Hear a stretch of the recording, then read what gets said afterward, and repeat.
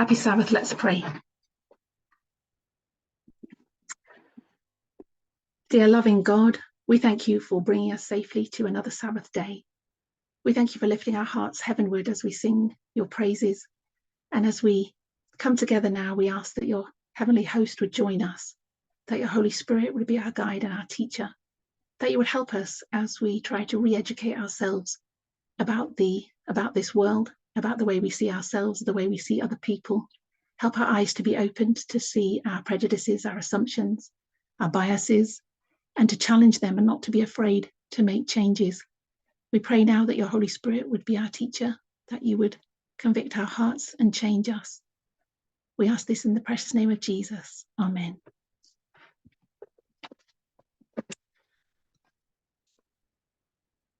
So I'm going to start with a different topic than the one I'm going to deal with, but I just wanted to, explain why I'm dealing with this topic. So I think last week or the week before, I'm not sure, I was looking at videos about intersex people. And although I'm not going to talk about that today, I just wanted to put that in the picture at the beginning. Does anyone want to tell me? I've disabled the chat today, so I want people to speak. And if you want to speak, perhaps raise your hand. Or I might just pick on people, if that's all right. So just see who's there. Somebody want to give me a definition of intersex? Does anybody know what intersex? So this is part of the LGBTQIA community. So there is the I in LGBTQIA plus. Richard, do you want to say? Is that where they claim that their sexual orientation changes from one day to the next? Is that because there's a LGBT? No. That's not that one, but they've got a word for that as well, where they claim their sexual orientation changes. But I thought that was, but that's not okay. No, that's not that one. I don't know if that one is, well, we could come back to that definition, what that definition is, but that's not intersex. So Debbie, you've got your hand up.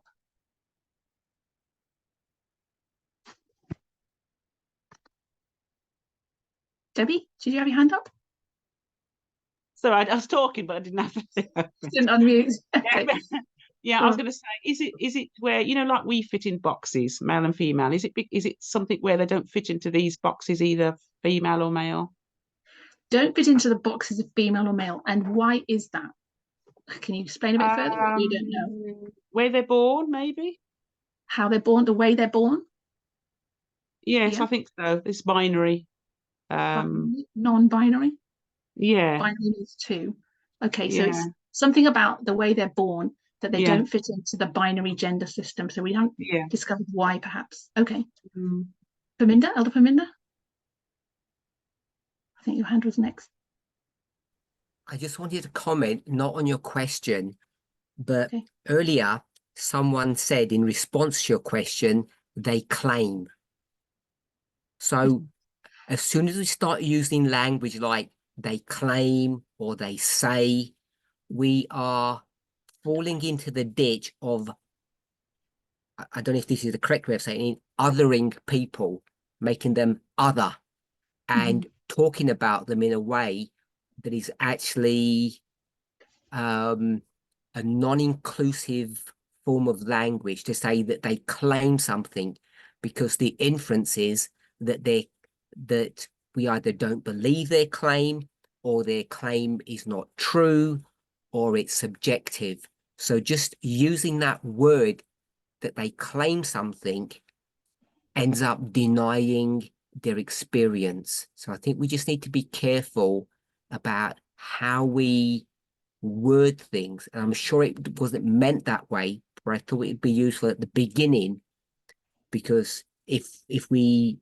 depending on how far you go into this subject today, it can be sensitive for people, especially if people who are listening to this perhaps later, how we speak about other people who don't experience things the same way that perhaps some of us experience them.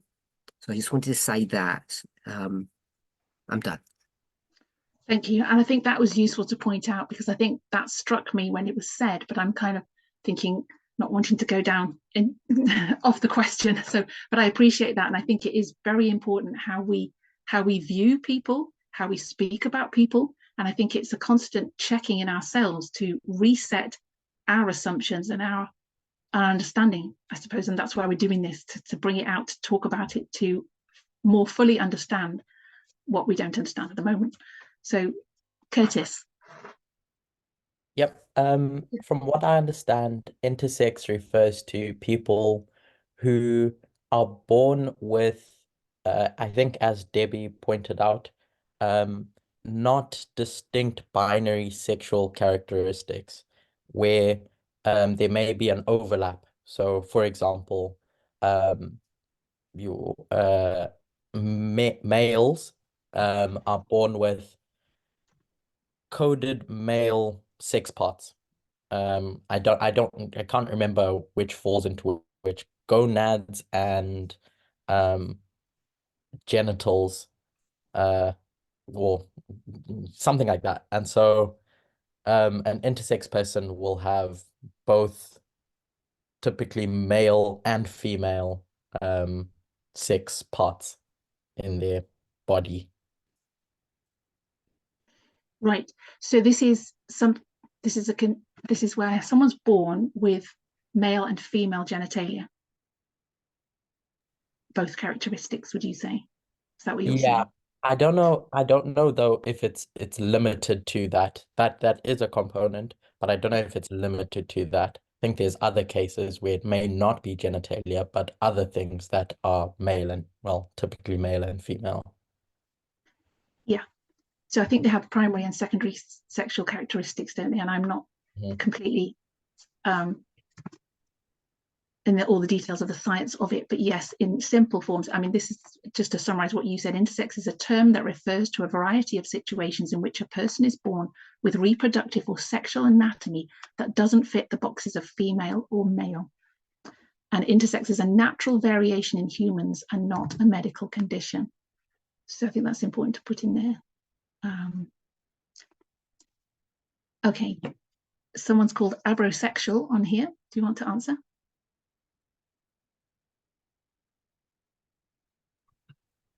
I just wanted to quickly say that if I worded at the beginning when you asked me, well, you was asking what intersexual was, and I thought it was abrosexual, the meaning of it, and the reason that came to my mind is because I remember advocating strongly, teaching from one of the teachers of this movement, that sexual orientation is given at birth, and advocating for people of a homosexual tendency, saying that they're not sinning because it's their nature.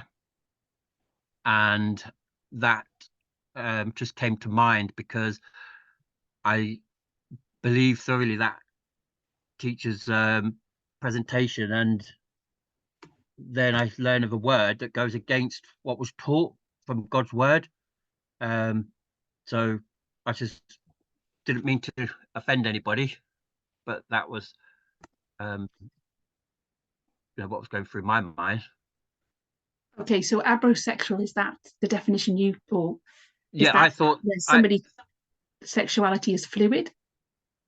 Well, it changes from day to day, the sexual orientation, and I use the word they claim because of my previous knowledge of the presentation from a leader of this movement, and partaking of advocating for the rights of homosexuals, that they're not sinning. So people shouldn't be pointing a finger and saying, "Oh, you're sinning," because it's their nature. Because it was taught that sexual orientation was given at birth. So are we saying now that people are getting given two sexual orientations?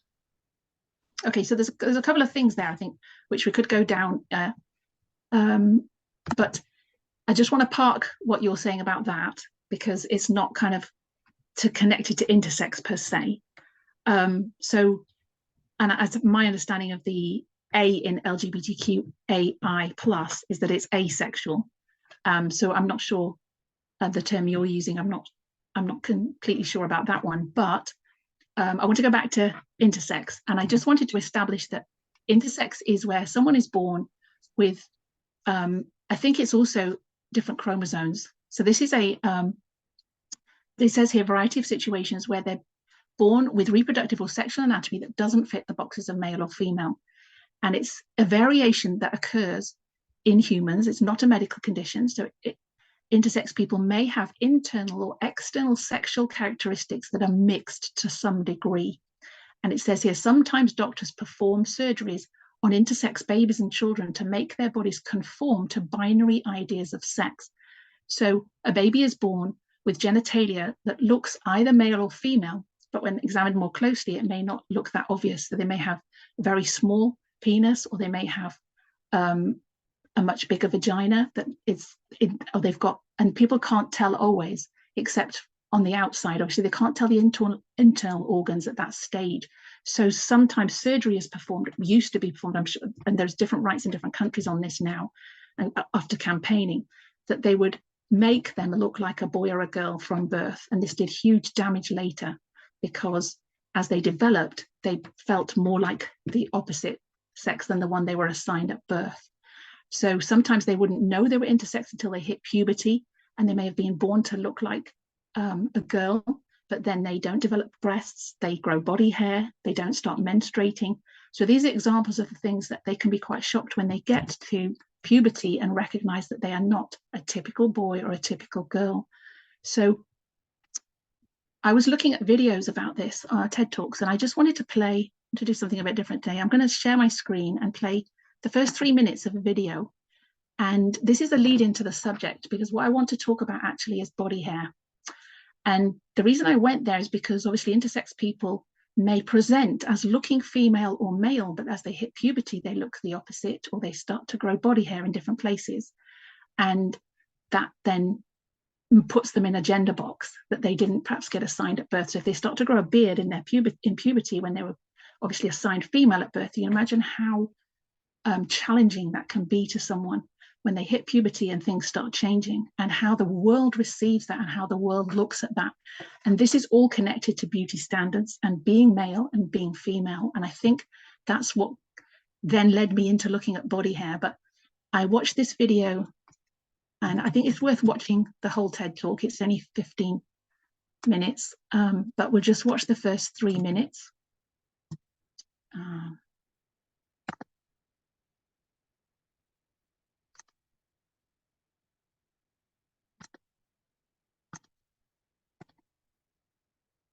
Can everybody see that? Yes. In a minute, yeah. Hopefully I've shared the sound as well. Let's have a look.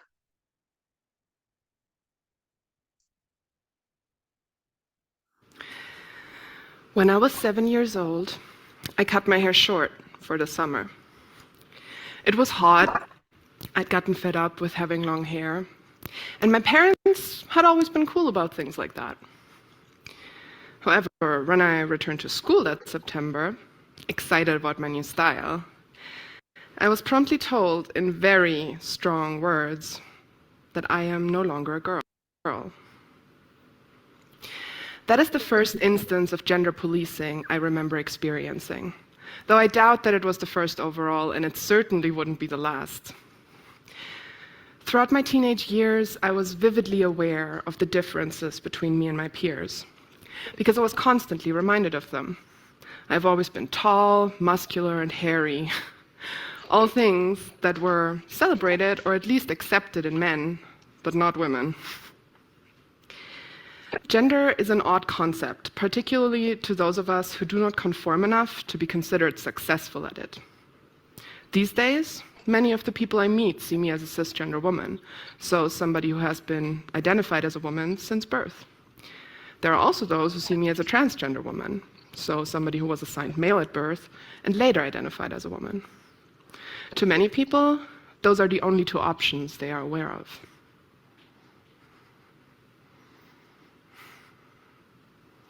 Gender has recently become more accepted as something fluid and not solely determined by physical characteristics. Cisgender and transgender are both terms that describe the relationship between your gender and your sex, so the reproductive characteristics of your body. Sex is still seen as two rigid categories that you can assign to somebody based on the appearance of their genitalia. But it's not quite that simple. If it was, I wouldn't be standing here today. I am neither a cisgender nor a transgender woman. In fact, I'm only a woman in the same way a banana is a berry. Sure, it is a berry according to some parameters, but I don't think we're all going to agree to that, right? Now, what if I told you that I am intersex? Intersex people have reproductive characteristics such as hormones, chromosomes, primary and secondary sex characteristics that don't fit into either bracket male or female. There are people with ovaries who grow beards, people with XY chromosomes who have vaginas and breasts, people whose hormones make their puberty go very different than expected, and many more. Now, hearing that, your perception of me might be changing. Maybe you're scanning me, trying to figure out what exactly is different. Maybe you're noticing details you haven't noticed before. Or maybe your eyes went directly to my crotch, trying to see what's down there. Now, I'm not judging you for any of that. It's not really your fault. Our brains are highly programmed to recognize patterns and interpret information. But it's also not a response that, for example, a small child would have, because we're trained to think this way every single day from the day we are capable of understanding these distinctions.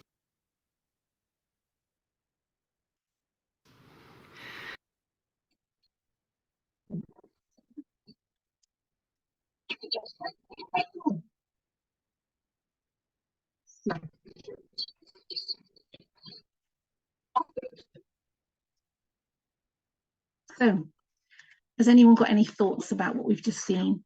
Any questions or comments? Cedri?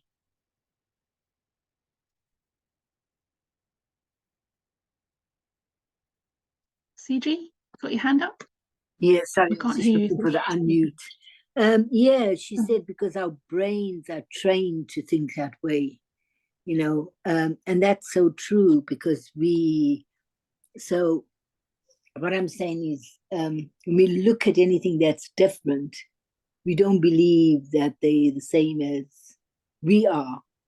So when we start to train our brains in a different way, then it's possible because, I mean, one of the arguments with the Adventists is, you know, they'll go to the, they'll go to the Bible and say that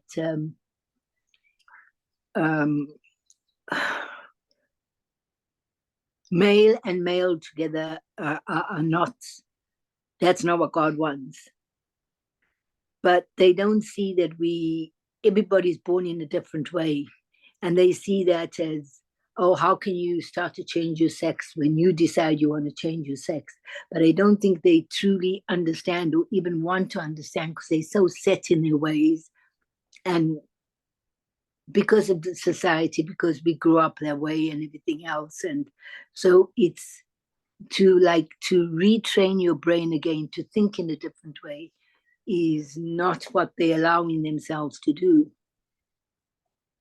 If I'm making myself clear. So, yes, so I think she put it succinctly at the end there, that we're trained from day one to see things in a certain way by default, just by the way we're raised. And so you're saying that, and when we're confronted with something different, it's hard for us to wrestle with, to see, to accept. And I think that's, but our natural tendency is to relate it to something we know. And this is parable teaching, that something we don't know, we try to understand what it's like by something we know. So we're constantly comparing and contrasting. When we meet someone, when we see someone, when we talk to them, we're putting them into some kind of box where we can relate. And a lot of that's fast brain, and it's not wrong. And I think what it has to be is often linked to, though, is prejudice and assumption and bias, which is obviously can be negative and used negatively. And so I thought it was very interesting that she said, you know, people look to her crotch, for instance, and isn't that what we do to identify if someone is male or female, to put them in that box? And she said, you know, I'm not blaming you. This is how we've been trained to identify and to relate. Are they like me? Are they not like me? Are they safe? Are they not safe? And I think we've discussed those kind of things before. And I think from what when you're trying to talk about Adventists and how we're not perhaps willing to change when we're confronted with things that don't fit in our boxes. but the gender box is something we often do first when we meet people. It's the first box that we want to put people in. Yeah. So charity and blessing. Oops. I don't know which one it is, sorry. It's blessing. Blessing. Yes. My hand up for ages. I don't know whether you can see it, but it was up before Cedri's. Oh, sorry, Natalie. I saw it and it went down and I thought, okay, she didn't want to speak anymore. Sorry. Did you want to go now? My point was, who is the someone in the chat and iPhone? They've gone from iPhone to someone. I'm not sure. Not the chat, sorry, in the participants. I think it's important not to disrupt the program, but I've contacted the person to, whoever is someone, please put your name in. Try not to get distracted. Yeah, I know Nyasha was there on an iPhone. I don't know if it's her or not. Okay, yeah, charity and blessing. A blessing. Yeah, no, I just wanted to say that the definition she gave about intersex was quite profound for me, because I'm sure I've read it before, but I've forgotten, which is bad. But you know, she broadened it. She broadened the definition to more than just the characteristics of genitalia. She spoke about hormones and something else I forgot. She mentioned about 4 things, you know, that basically characterize intersex people. So I found that quite enlightening. That's all I wanted to say. Mm-hmm. Yeah, and genes. She mentioned genes and secondary and primary characteristics. Curtis. So while they were speaking, they, towards the end, and Cedri touched on it, they pointed out that humans are always looking for things that they can associate with things that they know. And so that's how we've socialized gender, I guess. But now when we relate it to sex characteristics, something biological, I did a quick search as to what proportion of the population are intersex, and it's something like 1.7% of people. And so on one hand, you can see why people's ears go up or get intrigued, because it's something that, or these are people that they don't encounter in their day-to-day life a lot. And so it's something different for them. And in a derogatory way, I'll say it's something other to what they're used to. And so I guess, I don't know if it's a question or whatever it is I understand that it's not a medical problem or condition, and it's just variation in the population. I'm just trying to wrap my head around why within this variation in the population, we have such a high proportion of male, what we understand as male in sex characteristics, and such a high proportion of female is what we under, and then there's such low proportions of intersex and different others that different other sex characteristics, I think you can call it that, in the population. Like, in God's plan to show this variation, why wouldn't there be more to represent this? And I know it's a question that, like, anti-homosexual activists push, like, why wouldn't there be more gay people if it was acceptable? But I guess that's what I'm trying to wrap my head around as well with regards to intersex people. Yeah, and you're saying why is it such a small proportion? I think when we first started talking about this, I was surprised it was actually quite a large proportion. When you think it's like 1 in 2, 3 million or whatever it is, it's a lot higher than I thought it would be. But yes, it's very low compared to the general population. But I think for me that the question is more confrontational, that there's this variation in genes, hormones, that it's very complex and it's not that straightforward.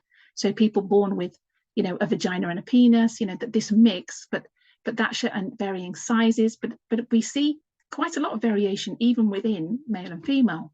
But because we've boxed it, and we've boxed it so heavily to binary, you know, there are tall, you know, different structured people, different sizes of body parts, different breast size, different penis size, different shapes, there's all sorts of different characteristics, but we want to push it into a certain way, or we want to see it in a certain way that makes it even stronger, that distinction. And yeah, I can't answer your question. I think these are things that confront us. And I think for me, the frightening thing is when we're confronted with something like that, we look at someone like her that's just spoken and we say, okay, and I'm automatically thinking, are they male or female? And that's the automatic default position. Obviously now we're much more inclusive and much more open to seeing someone in a, but I also noticed that, you know, when I watch TED Talks, a lot of the women look very typically, stereotypically beautiful women, whatever. And when you look at her, she herself says she didn't have the characteristics of that were acceptable, like especially when she said hairy, big muscled, and I can't remember the third one she said. But the thing that struck me, I suppose the thing I'm focusing on, she said a lot in that first 3 minutes actually, or they, I don't know if she wants to be identified as she or they, but it was the hair thing. So she cuts her hair and immediately she's a boy now when she's at school. And that whole thing, I think we were confronted with in the movement. So if anybody wants to share their own personal, you know, story on this, that when people started cutting their hair in the movement, it's a massive thing to people, how hair affects how people are seen, what box they're put in, what the image of beauty and what that conjures up. And for a lot of people, it's stronger than others, but there is a massive female-male divide in how that is seen and the choices that we're allowed to make. And I think that's what I started to look at. And then when she talked about being hairy and the acceptance or non-acceptance of that as a girl and how hard that was. And she goes through the video to talk about other experiences of being intersex, obviously, that you're not just struggling with your own sexuality or your own who you are, your own identity, but you're also having to fit into this picture that society paints of which box you're in and where do you fit on that line, and then all the prejudice that comes with that. And so it made me start looking at body hair. And then I had a conversation with someone and I was surprised how emotional I felt about this subject. And I thought, well, it's worth looking into it. So I've done something which I don't normally do. I've taken a leaf out of Debbie's book, I suppose. I'm doing a PowerPoint. So I'm just going to share that with you. Oh, Ignatius, did you want to say something? Oh, yes. What I just want to share that one of the ways that I've actually used to, in my mind, to grapple with this situation, so to speak, is that I imagined Henry Ford, the designer or the inventor of the Ford vehicles, and I compared and contrasted Henry Ford with God to say Henry Ford is designing cars, right? And God is designing human beings. So if you're going to compare the first car that Henry Ford designed, the initial car, and the Ford cars that are there now, there's a massive difference between the two. And if cars could speak and talk to themselves, they would say, what kind of a car is this? When our maker made us, we were not like this. You see, this car is now, apostatizing or rebelling against our maker. What we know is a car should be like 1, 2, 3, 4, 5. You see now. So even when I try to understand the issue of race, the issue of skin color, when God created Adam and Eve, I don't know what skin color the color or the shade of their skin was, you see. But from those two people, we have the Indians, we have the Chinese, we have Japanese, we have Africans, and we have Europeans, different people from the 7 continents in this world, you see, so different, but emanating from two people. So as God was creating the first pair, I want to believe that in God's mind, more was going to come. But as humanity, our minds, like you, as you were putting it across, we are limited to things that we can see, things that we can understand. You see now, when a new phenomena comes, we fail to understand it. Just like if we were cars and some car says, I don't use petrol, I don't use diesel, I'm electric, I use electricity. Then the cars that use petrol and diesel would say, no, this car is rebelling against the maker. How can this car say that they use electricity? We're supposed to use diesel or petrol, because it's a new phenomenon that these cars are beginning to experience. But to the maker now, which is the human being, to Henry Ford, for example, it is not new. Yes, it's new to the cars, perhaps new to Ford, but a good a good thing that has come, you see now. So we are created beings and we have a creator, you see now. So all we do is to try to understand our beings and our bodies as we go. The only challenge that is where the great controversy then begins, is where we are tempted to judge other people because of things that we are failing to understand. So that's what I just wanted to share. Yeah. So I think what I'm taking from that is that what I was thinking when you were saying it is, what we see is not all there is, that we don't understand everything by far. We tend to judge by outward appearance. So we look at each other and say, you're the same as me because you look the same as me. We can identify one with another, but there's huge variation within that. And I think that's what I'm taking from what you're saying, and that the problem comes when we start judging negatively against something that's not like us and that seems alien or foreign. I don't know if that was how you'd conceptualize it. And I think sometimes the questions we ask are perhaps not that helpful. We can't answer, we don't know everything, we don't understand why things are the way they are or why people are the way they are scientifically. It's quite complicated, and in wrestling to try and understand that, it's more understanding how we process that and what we do with it and how we react to people, I think. And I think that's what I'm confronted when I'm looking at this subject. I wanted to say before we move on, actually, that October 26th, which I didn't know, is Intersex Awareness Day.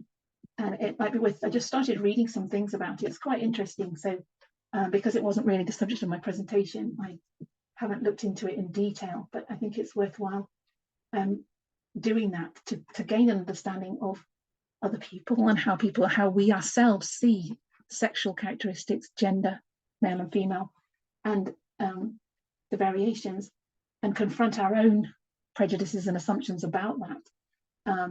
And it's very interesting. I thought this is a fairly new thing, but this actually started in 1996. So this has been going for a long time in America, Intersex Awareness Day, which is going to be October 26th this year, and is all about raising awareness of what intersex is and political action to do with defending minority groups and defending the right of parents and children when they're born not to have surgery without consent, and not to try and put them in a gender box from birth, which has been very damaging. It's proven very damaging.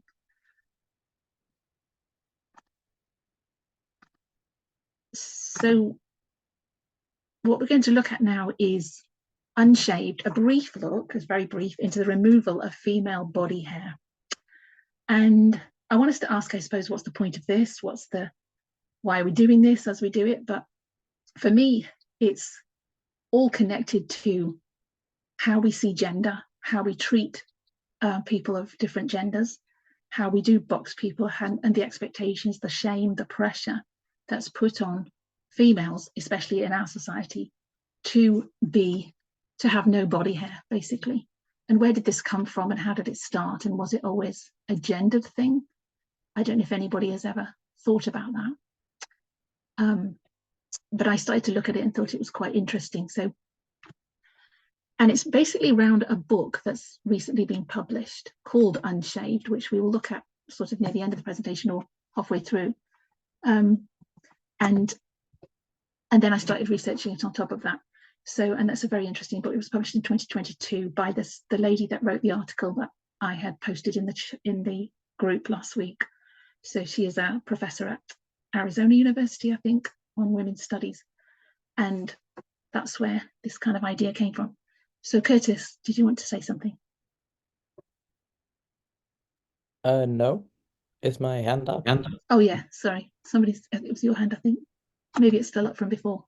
Oh, Cedric's hand's up now. Maybe I read it wrong, sorry. Yeah, I think it's because it probably both starts with C.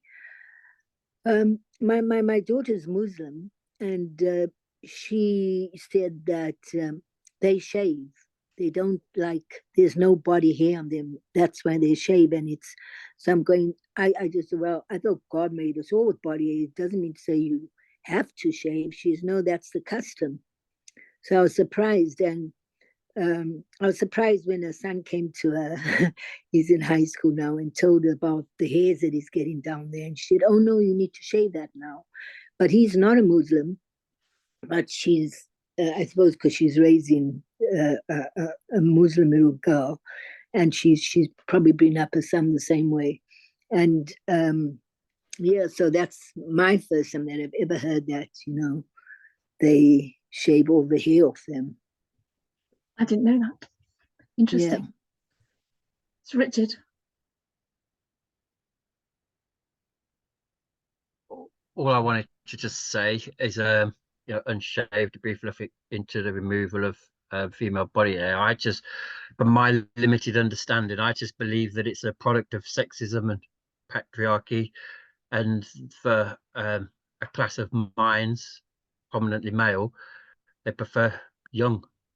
It's just that the minds have been damaged because of sexism, misogyny, and patriarchy, and their eyes have just been trained on this beauty standard, and they just prefer young over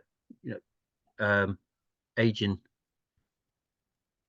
especially with certain cultures like Islam and other cultures too, and religions.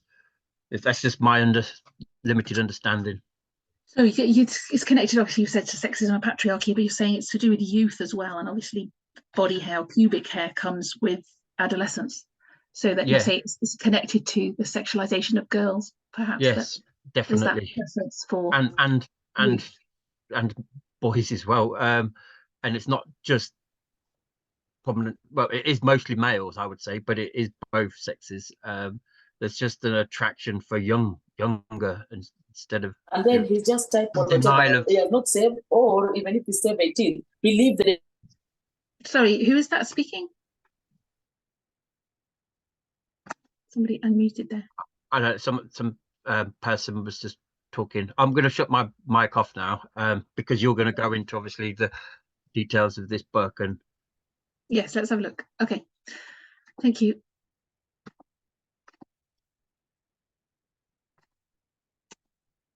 Oops, that's too many times. So ancient Egypt, it goes back a long way, this custom of shaving.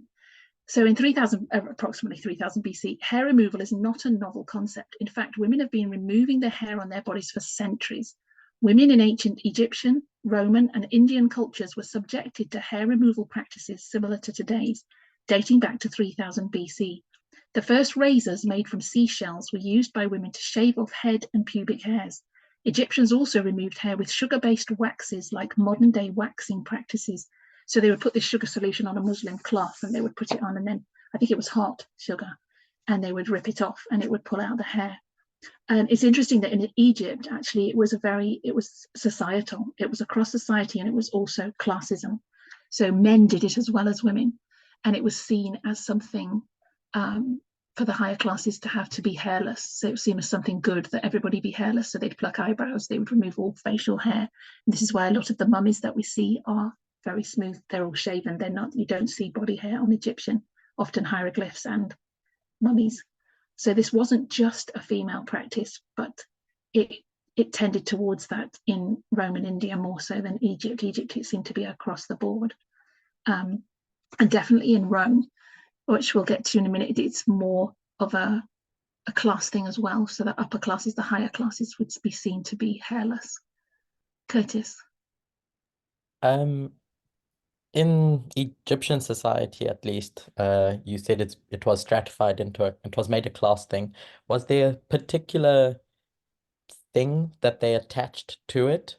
Like, for instance, at least today, people associate removing hair with hygiene.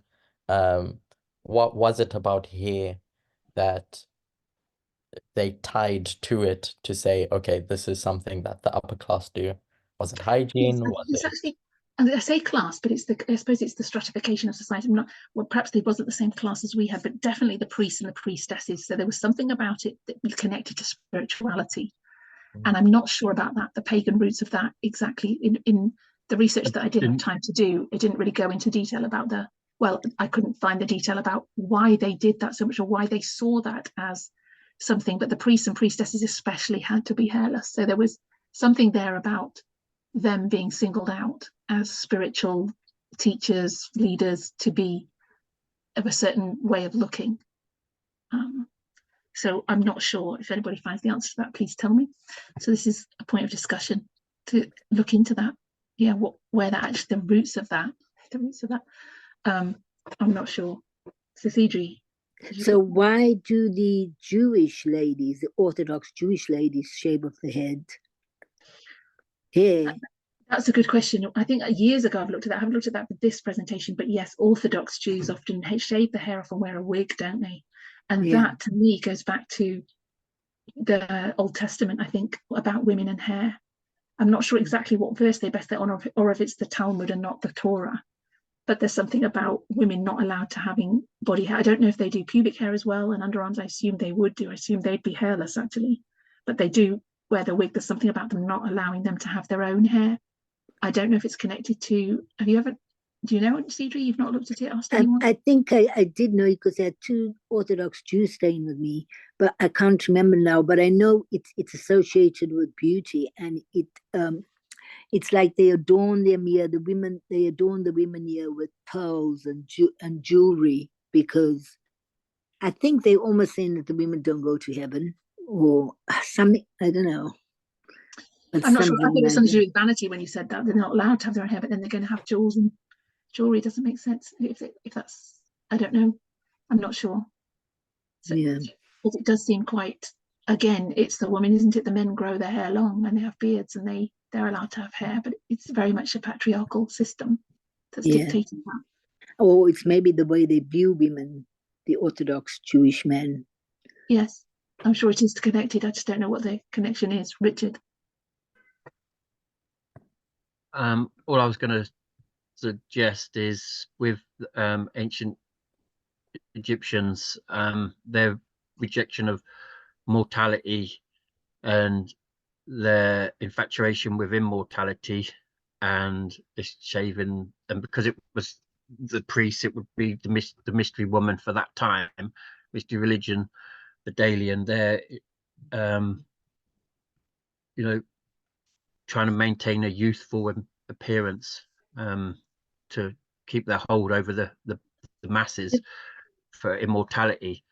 And wasn't there something in the Old Testament where they'll get the women and shave their heads to humiliate them or something?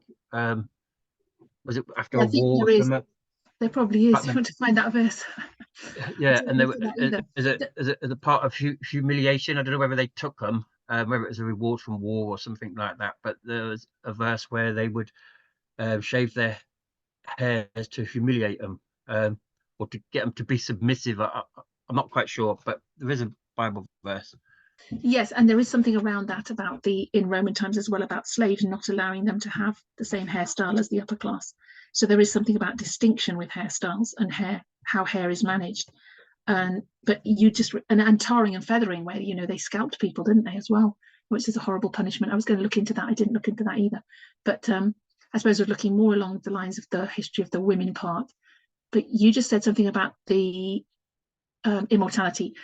I did read that some of these pharaohs were buried with their razors because they believed that they should be clean shaven in the afterlife, so they took the razor with them in the tomb, which is interesting. But yeah, a lot of these practices, I'm not sure exactly.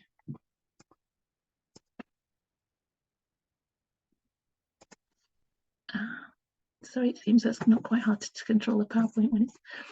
So this was interesting by a Roman poet in 2nd century BC. The Roman poet Ovid urges women to groom so that no rude goat find his way beneath your arms, and that your legs be not rough with bristling hair. So here we have, back in Roman times, a man speaking out against women having body hair, and it just sets that tone from even from that far back through the centuries, even though it's gone up and down. The fact that men think that way, or the fact that women think that way, or are trained to think that way, that there's something about it being rough and unkempt and untidy, unclean, those kind of thoughts, even back then. So then we get to the 6th century, fast forward to the 6th century BC, where evidence of hair removal among Romans points to a multitude of tools like tweezers, pumice stones, and depilatories like creams and lotions for hair removal. For the Romans, body hair was a sign of class. The more prestigious one's place in society, the less hair they were expected to have. So again, we see there's a connection here between class and the upper class being more hairless. And I think it's in Roman times when the slaves are not allowed to have the same hairstyle. And some of these, when you read how they would pluck, there was one culture, I can't remember which one it was, where they would use it as a social event, where they would pluck pubic hairs one by one with tweezers. But pumice stone was another one where they'd rub it with stones. And we just can't imagine how painful and uncomfortable this was as well, to go through this, and whether it lasts. And obviously it didn't last. So you'd have to keep doing it.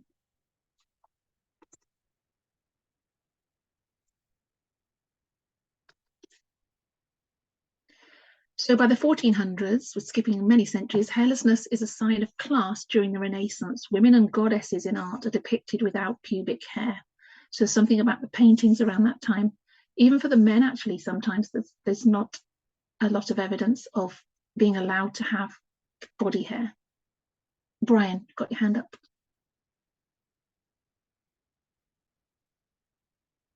Yeah, sorry. From what you're reading and part of the discussions, for me, basically, this looks like it's more of a beauty thing.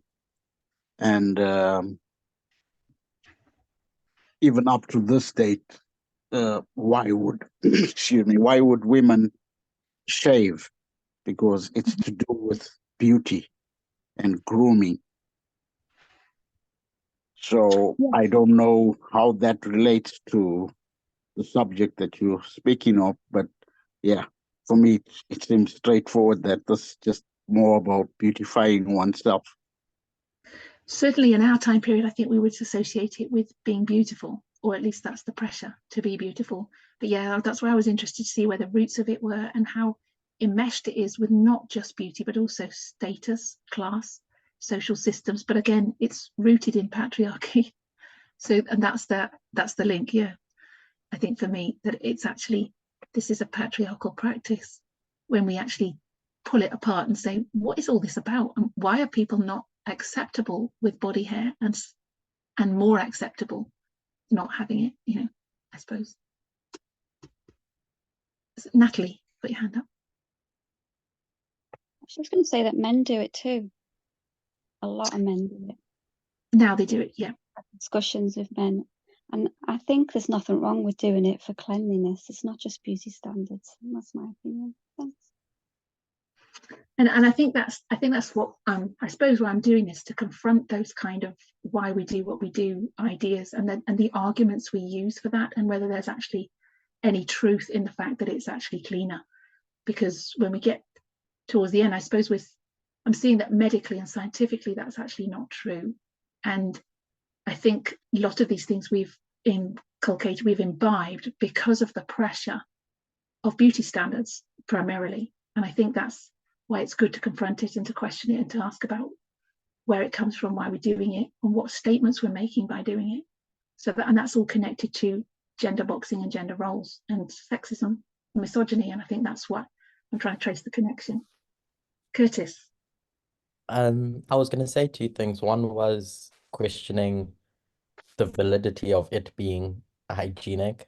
I think that as we understand more, we're seeing that it's not really more hygienic. And then the second one was the argument, the argument that men do it as well. And I think we should be wary about looking to something that men do as well, or are doing more recently.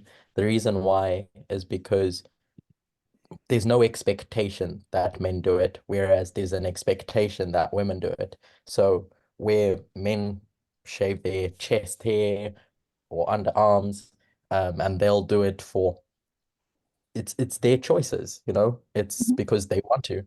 Whereas women do, when women are forced to by society, it's no longer a choice that they're making. It is on the surface, but when patriarchy makes you make that choice, is it really a choice? My point is just that it's not the same. It's not comparing apples with apples. Thank you. And I think that's an important point as well, which is going to bring out later, but now you've touched on it. I think that's something she brings out in the book, is that men are empowered to make that choice and free to make that choice in her interactions with interviewing people on both sides of the question, men and women. It's the men are free to do that. They choose to do it. There's no pressure to do it. They're not judged to do it. And they're more concerned about what men think of them, not what women think of them. And so even that seems patriarchal to me as well, that they're not bothered what the woman thinks. If we're going to say they're doing it because they want to be beautiful for their woman or whatever, people use those arguments, that it's actually not to do with that. It's to do with how men see them and accept them or not accept them. And that women, when they do it, it's coming from a place of body shaming and cultural pressure, and you're not beautiful if you don't. And that's a very different place to come from than the man's coming from. So yes, and she makes that point in the book that this is not an argument that we should be making in a way. That's kind of her viewpoint. So yeah. Natalie.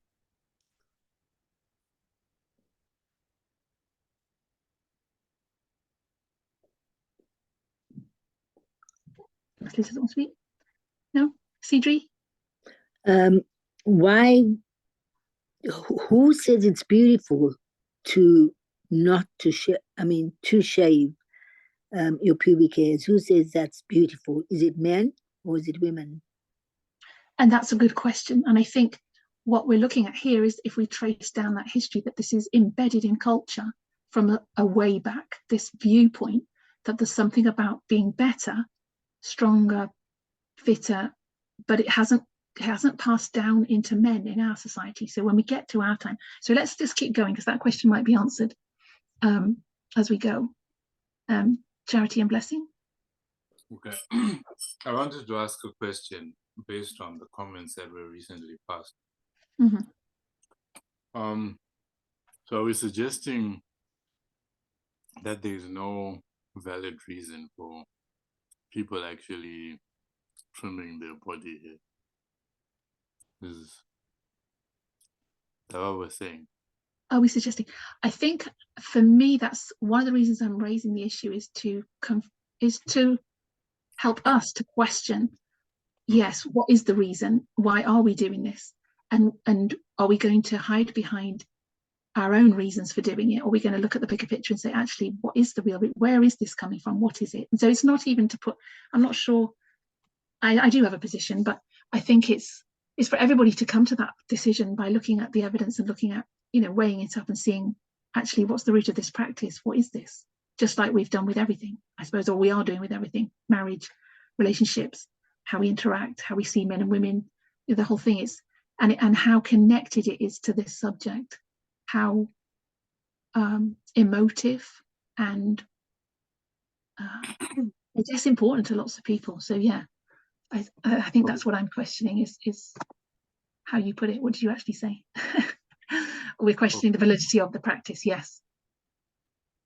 Okay, the reason why I'm asking is because if I've got, like, I feel uncomfortable, I feel very itchy with body hair in my underarm, I shave that.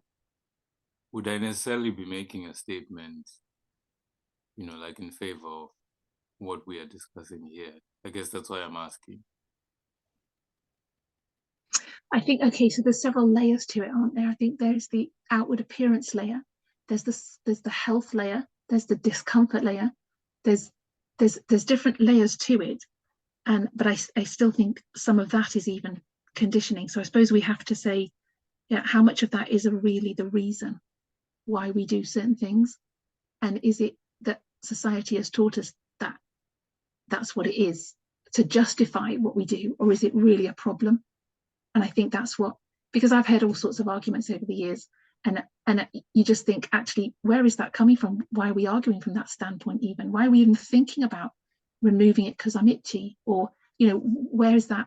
Because I can tell you now, when you've shaved, you can get very itchy, and probably, you know, if you men are more experienced with this with facial hair, I'm not sure how itchy that is when hair is growing back, or how uncomfortable that is. So I think there's an argument for both sides on that one, but I think that's for every individual to make a decision on how they see it, and maybe just even looking at it can make us see it differently than we did before. That's at least to challenge that assumption. Okay. I just wanted to say something as well, Emma. Yeah. So I was just trying to also like look at the whole experience with pubic hair that I've had, you know, and trying to see where, you know, where I became much more aware of the fact that I had to remove it, you know.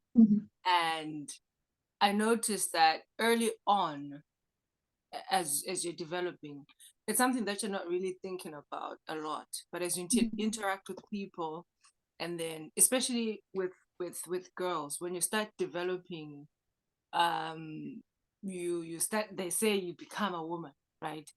You have a lot more attention from people, and not just people, but men, right? And they pass a lot of comments.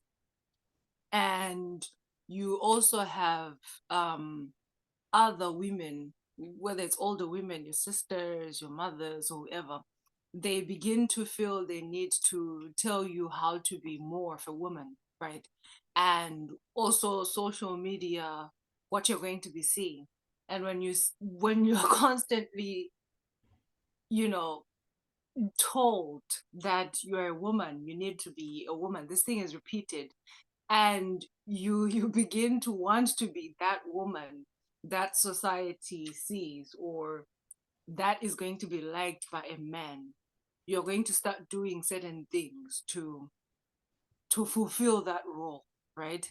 And you constantly see pictures of women or videos of women, and this is not something that they say, but you're constantly seeing these women and they don't have pubic hair, and they're going to be advertising roll-on and things like that, and they're going to be like, you're constantly seeing these shaved underarms, and they've like even toned skin and things like that, and you're going to start feeling that pressure. Or even when you meet some people, they're going to pass comments when they're going to see you, and you know, tell you that, why are you keeping that bush, you know, that kind of thing. Even if people make it in a joking way, they are putting you in a place where you are going to feel very uncomfortable with yourself. So in order to be comfortable, you're going to make sure that you spruce yourself up, right? And for me, to be honest, the experience that I have had more to do with trying to look good than actually thinking about, okay, is it healthy for me? How am I feeling about it in terms of, is it comfortable for me? You know, am I okay with it? If you get what I'm saying. So they and this is not something, I'm sure this is something that a lot of women have gone through, and especially when you meet as women, especially in adolescence into early adulthood, you speak a lot more about how you look, you know, and you speak a lot more about how you're supposed to do this, what you're supposed to use. And before you know it, you have all these products that you have that you're supposed to use for this, for that, and you know, those kind of things. And you just want to look good and feel good. But this is something that's made up by society. This is not something that you want, but because you want to be accepted in society, to also be liked by a potential partner, you're going to do those things. And I feel that's the experience of a lot of women. Yeah.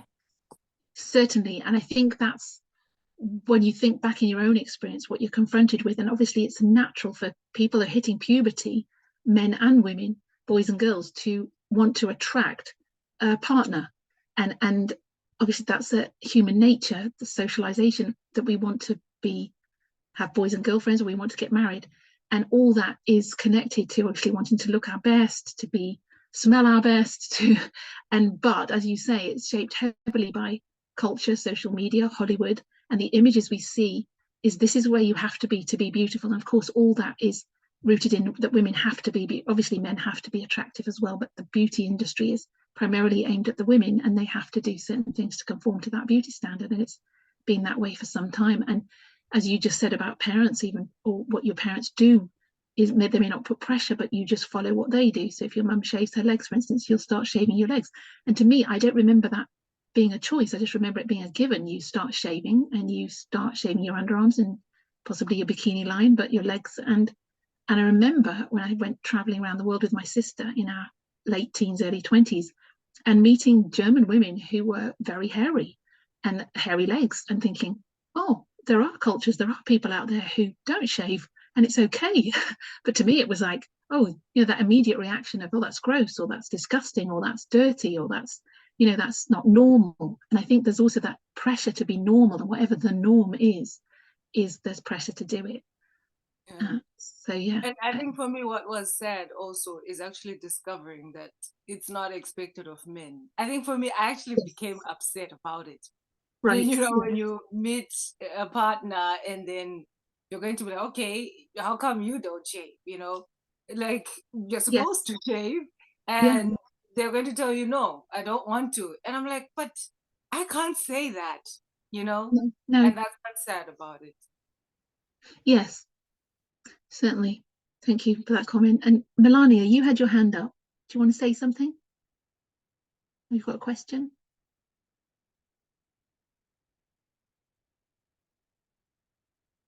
No, I don't know if she's still there. We'd like to hear from you. Maybe she's gone. Okay, so let's move on. So let's get to Elizabethan times, 16th century. Now, we've all seen pictures of Elizabeth I, probably in history lessons. And we get to the 1500s, where Elizabethan women took hair removal practices a step further and shaved their facial hair. So Queen Elizabeth I initiated this trend in an effort to create a longer looking forehead. And I wonder where that comes from. Women even removed their eyebrows. So I don't know, there's something connected with perhaps intelligence and foreheads and being more brainy, being more mannish. I don't know what the root of that was, why they did that. But the development of the beauty industry only continues from here. And the encouragement, nay, the expectation for women to remove their body hair to appear more attractive and cleaner begins amid these centuries. So there was also the aspect that men sometimes shaved body hair. And one of the reasons that was given was pubic lice. And I'm still not sure, because a couple of articles I read, one was saying it actually encourage pubic lice. Others were saying it doesn't. So I don't know whether you still get pubic lice without the hair or not. And obviously it's not a problem now for most people. So I don't know if we could use that, but there was certainly something about cleanliness back then. But of course, the hygiene standards were very different. There wasn't soap and running water and all the things that we have now. So that we would have to consider it the same way as they did. I'm not sure. But I think the interesting part, skipping on to our time, is where this came from. And before that, in the 1800s, there wasn't a pressure to remove hair. It wasn't an issue really with most people. People dressed very modestly in the Victorian age anyway, or the fact that people were covered up, you didn't see body hair. So there wasn't a, oh, Andres, you've got your hand up. Go on. Okay. Yeah, so I was just gonna throw a thought that I have, like, I've not researched it, but I think it also happens that when, like, for example, when I think of fashion, there's some things that don't initially, or people wouldn't think as good looking or attractive looking. But then everyone starts using it, or somehow it becomes a fashion. And then it has happened to me, for example, I'm a silly example, like Crocs, the shoe kind of things. Initially I thought, like, okay, I really don't like that. I mean, I don't like how it looks. I'm not gonna wear it. But then, like, after a few years, everyone started using it and it started looking cool. And now I actually like how it looks. Or like jeans or things like that. It kind of like happens that what you think of as attractive changes in a way. So like however it happened that like women don't shave and men do, I think we kind of like are made to like it, or in a way, because we're used to it. Yeah, just that, I think. Yeah, so what you're saying is, because it's cool, I'm going to do it now. Yeah, with the Crocs. And because it's cool, I even like it now, even if I didn't like it before. Yeah. Right, so you've actually changed your perception of something, which in itself has not changed. Yeah. It's still a Croc. It still looks the way it does, sloppy or open-toed or whatever it is that you didn't like about it before. It's still the same, but because more people have accepted it, and there's certainly, we're social beings, there's social pressure. So when change happens in society, or more people do it, it becomes normalized, and then it's more acceptable. So, and we can see that with so many things, and fashion is one of the things that dictates that, or does it follow it? But we think because social media and publications and the three things I suppose they trace with this rise in popularity of women shaving is the fashion industry, the magazine industry or advertising, and capitalism, the business side of it. So from what I've read is that in the First and Second World War, they had developed portable, or not portable, but yeah, I guess reusable or carry around with you shavers for the men to use in wartime that they could take with them, just disposable razors, I guess you could say. And after the war finished, because the men went back home, they didn't have to use a portable razor. The razor companies now said, what are we going to do? We're going to lose all this business. So it was a concerted effort to get women on board buying razors. So this is, and it also went along with the fashion industry. So they got a picture of someone in a sleeveless dress. They held up their arm and they said, sleeveless dresses are in style, and society decides that women need hairless armpits to go with them. So this is Gillette's Milady Decollete, becomes the first razor marketed to women, and 1 million are sold by 1917. So certainly what you just said, Andres, about the fact that it wasn't a thing, but now they're producing sleeveless gowns, and you're exposing more of your body flesh. And with that comes this idea that you have to be clean. The underarm must be as smooth as the face, it says there in the advert. The safest and most sanitary method of obtaining the results. So it's about sanitation, it's about looking smooth and showing off this underarm, and it's all aimed at the women specifically to continue the buying of razors, because people were not buying these. So then you've got this gold razor in a box that they could take everywhere with them when they're traveling, and it was aimed at women to sell razors. Andres, did you have another comment? Sorry, your hand is still up. I don't know. Oh no, I didn't raise it, put it down. Okay, and Natalie. Yeah, if you're going down the beauty issue, it's men as well 50% of men do manscaping. You can look it up. But I just to mention that it's not just about cleanliness. I just think people can choose what they want to do. But obviously, you're just looking at it to get people to question themselves. Fair enough. But still, I think people should be able to do what they want. But look up manscaping. Certainly, yeah. Maybe you can do something on that. Debbie? Yeah, I mean, looking at this, it's almost like they're finding a reason. They're trying to find a reason to give it a bit of oomph why it is necessary to do it. I don't feel there has been a reason, really. It's almost like they've done it and then they're having to find a reason afterwards to substantiate why it's why it should be so. If you see what I mean? Yes, and that's certainly how it's presented when you start researching it, the fact that they needed to find a market for razors because they're going to lose out now if they don't. And obviously it's going along with the more raving 20s. But then in the 30s, it kind of went back again and people were much more accepting of, you know, practicalities of not shaving and things. It seems to go in cycles, but then you get the Second World War. And so let's just move on to the 40s and 50s. So the fashions of the 1940s, coupled with World War II, meant that American women were more and more likely to shave their legs. The wartime shortage of nylon meant women couldn't wear stockings every day. So there was a practical thing here with the stockings not being available. Having to go bare-legged, more women shaved their legs, a practice that prepared them for the miniskirt in the 1960s. By 1964, 98% of women were routinely shaving their legs. And these pictures I put on there because one of the things in wartime was that obviously they wanted to look like they were wearing stockings, and to do that they started to paint I don't know if people knew this, paint brown paint on their legs and literally draw a line down the back, as you can see that woman doing, to make it look like they were wearing stockings because there were no stockings available. And obviously if you put paint on hair or try and draw lines, the hair gets in the way. So there was a practical reason to take it off and make it look more like a stocking. With the introduction of the bikini in 1946, the stage was set for women to start trimming pubic hair as well. In the 1950s, Hugh Hefner's Playboy magazine introduced clean-shaven, scantily clad models, sexy lingerie draped women who became benchmarks for the ideal look. And we know all about Playboy. We've looked at that in the movement. So we know that this is very much a sexualized push towards women being clean and setting a beauty standard that is now going to kind of pervade the world, basically, because it starts in America and has huge influence.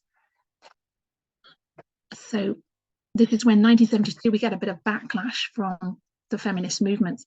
Second wave feminism, body hair becomes a badge of feminism for women fighting for gender equality. So the Equal Rights Amendment is passed in Congress in 1972, and women are now standing up against this practice. And that's why probably all of us, I don't know about everybody, but for me, when I heard the word feminist, I think of someone with hairy legs or lesbian. And I think that trope or that stereotype has been there because of this, because it was such an emotive and strong issue for them that it was associated with. But that same way that we put someone down for having hairy legs is the same way in first wave feminism when they said these are all old cranky hags who can't get married and made them unattractive. So they've associated hair with unattraction. But if it's on your head, it's all right. If it's anywhere else, it's not all right. In fact, it has to be on your head, and a lot of it, but not anywhere else if you're a woman. And that's what we see in 1972 is a bit of a backlash against this. I thought this was interesting. 1999, Julia Roberts, who probably most people know as a famous actress, pairs her sequins with unshaven armpits at the Notting Hill premiere, and all of America gasps. So when she raised her hand there and waved, it went kind of, viral in horror that she had unshaved armpits. And she wasn't doing this, I was kind of reading around it, to make any kind of statement, but the only statement she was really making was that I'm free to shave or not to shave, and sometimes I choose not to. And she'd actually, I think, forgotten, to be quite honest, when she was asked about it later. But the impact that had shows the importance shows how profoundly influential it was and how hard it was. So from there on, it seemed to somehow open things up. One article I read said this opened things up, but I'm not sure how much it opened up, because by, I think it was 2014, 95% of women are shaving by the time you get to 2019, I think there's a shift in 3 or 4 years and it drops to 75%. So people are now pushing back against this to a degree. And just to show some of that pushback, in 2017, this model, Arvida Bistrom, she's Swedish, I think, appears with unshaven legs in an Adidas Superstar campaign. She receives rape threats on social media.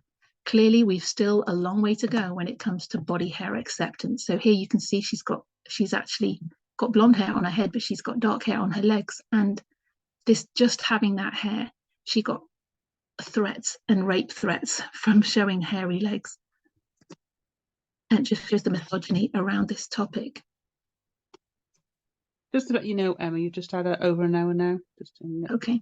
Yeah. Just getting to the book. So again, this is a close-up picture of her legs. And this was the 6th of October 2017. She received dozens of abusive messages after the advert was released on YouTube. In an Instagram post, which is getting more and more attention, she says she was also threatened with rape in direct messages on social media. She wrote on Instagram post saying she couldn't believe that she would be threatened for having hairy legs in an advert. Curtis. Yeah, Curtis.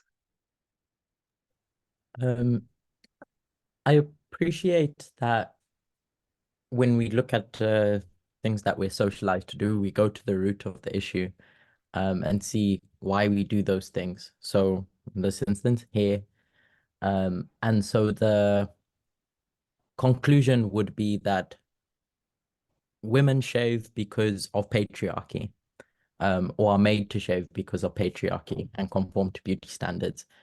My question is, how do we, I don't know, deal is the wrong word, or console or help women who, in this case, like this model who didn't shave, she gets rape threats, and then thereafter, assuming, she will continue to shave because she'll say, I'm doing it for my mental health, because if I don't, then I'm going to get these threats and my mental health suffers and I can't function in society. I can't even get out the house if I don't shave. And so for me, it's great, you know, that we question these things, but society is not going to change their perspective in the short term while this woman is still alive, at least. And so she needs to shave for mental health to function. And so my question is, how do we help women like this, or what do we do? Do we then tell, nope, don't shave because it's patriarchal? Yeah. What do you think? That's your question. What's your answer? Do you have an answer? No. I think the first thing for me there is, I don't think anyone's telling anyone what to do. So I know you preluded your statement by saying, so we're saying that women shaving is a product of patriarchy. I think, well, first of all, are we saying that? First of all, is everyone individually saying that and in agreement with that? And if you're in agreement with that, then it's for you personally now to choose. But obviously on the flip side of that, the personal is political.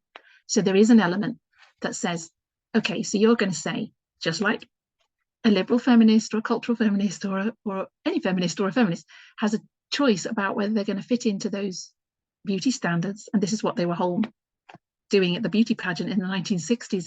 Why are they throwing rotten eggs at Bob? I've forgotten his name. Bob Hope, is it? Who's leading this beauty pageant? What was that about? What are we fighting? What are we fighting for? And if equality is connected to beauty standards, then it's part of the fight. And it's part of that. But for me as well, the deeper part of it was linking it to the intersex, was the fact that there are people out there who, and they're just a reflection of everyone. We're born with body hair. They're born with confronting gender stereotypes and gender boxes through, and don't have when I could say don't have a choice about that. They don't have a choice about body parts. They don't have a choice how we're born. We don't have a choice that we're born into this society. And I hear you. But aren't we standing up, even becoming Christian, becoming Adventist? We're standing up against things that aren't comfortable, that we don't agree with, that we don't see eye to eye with people on. So that's separate from people having mental health issues. But I think for me, it's about confronting our own views of what beauty is and how we see people and how we judge them. The minute we see them, we're trying to put them in a gender box. I mean, you could say that's not judging necessarily, but we do judge as well about what we think is ugly or unattractive or acceptable or not acceptable. And it's confronting all that and saying, where's that coming from? And it's not right to do that. And we have to consciously stop it. It's like we have to consciously stop calling God Father. We have to consciously stop using gender pronouns with God or with people if they don't want us to. We have to be embracing of this change. And that's, for me, why I'm presenting it, for people to make their own conclusions and to be honest about how they see that subject and the power that subject has, or that place that has in the whole equality discussion. So I don't have an answer to that particular question, but I think it's for each individual to confront their own viewpoint of it. And it's not just about men, it's about women. It's about us looking at a woman and going, ooh, she's not attractive, I don't even want to listen to her. That kind of being drawn to look at someone who's stereotypically Hollywood beautiful, and looking at that and going, ooh, she's got hairy legs, it doesn't fit, because it challenges what we normally see. But it's not ugly, it's normal, it's natural, and it's that whole shaming of what's normal and natural. And this model is quite interesting. I don't think she's perturbed by that. And Adidas used her because they love that fact that she's confronting social norms and different things. She was involved in doing a whole series of photographs about women on periods, which I thought was quite interesting, you know, showing blood in the pictures and showing the reality of this is what it looks like. Let's accept it. Let's not be all kind of silence it, put it in the background, say it's dirty, unhygienic, you know, the whole confronting that model. So Charity and Blessing. I don't know who wants to speak. It's Blessing. Blessing. Yes, before I say what I wanted to say, I don't know if the slide you're showing on your end is rendering properly, because from our view, like a portion of it is blackened out. It's like something went wrong, I don't know. Oh, can anyone else see it? A portion of it got removed, but there's a little rectangle at the bottom. I don't know. Half of the last sentence on the bottom, or the last line, can't be read. Yeah. Oh, the last line is maybe because this bar is in the way, isn't it? Yes, that. Oh, so you see it as well. That's better. Okay. Yeah. Oh, good. Oh, maybe it's because the screen. I've got the bar, the toolbar at the bottom. Sorry, go on. Yeah. So what I wanted to say is actually in response to Curtis's question. Not that I have an answer to his question, but I just wanted to add something, I guess, that's related to his question, which is we seem to be faced with the same issue when it comes to other facets of the beauty industry or beauty standards, like makeup and overall appearance. And a lot of women, when you actually talk to them, they, if they're comfortable enough to talk to you, they will tell you something that might not be exactly like what Curtis said, but something that's close to it. Like, it affects me mentally. It affects my self-esteem if I go out of the house without makeup or without wearing certain things or doing things in a certain way to augment my appearance. And I guess while they are going through that experience, I'm just looking at how how at least I understand us to have dealt with it in the movement. We have been quite, I think, clear on our position when it comes to things like makeup, and said, makeup is part of the patriarchal system and radical feminism rejects it.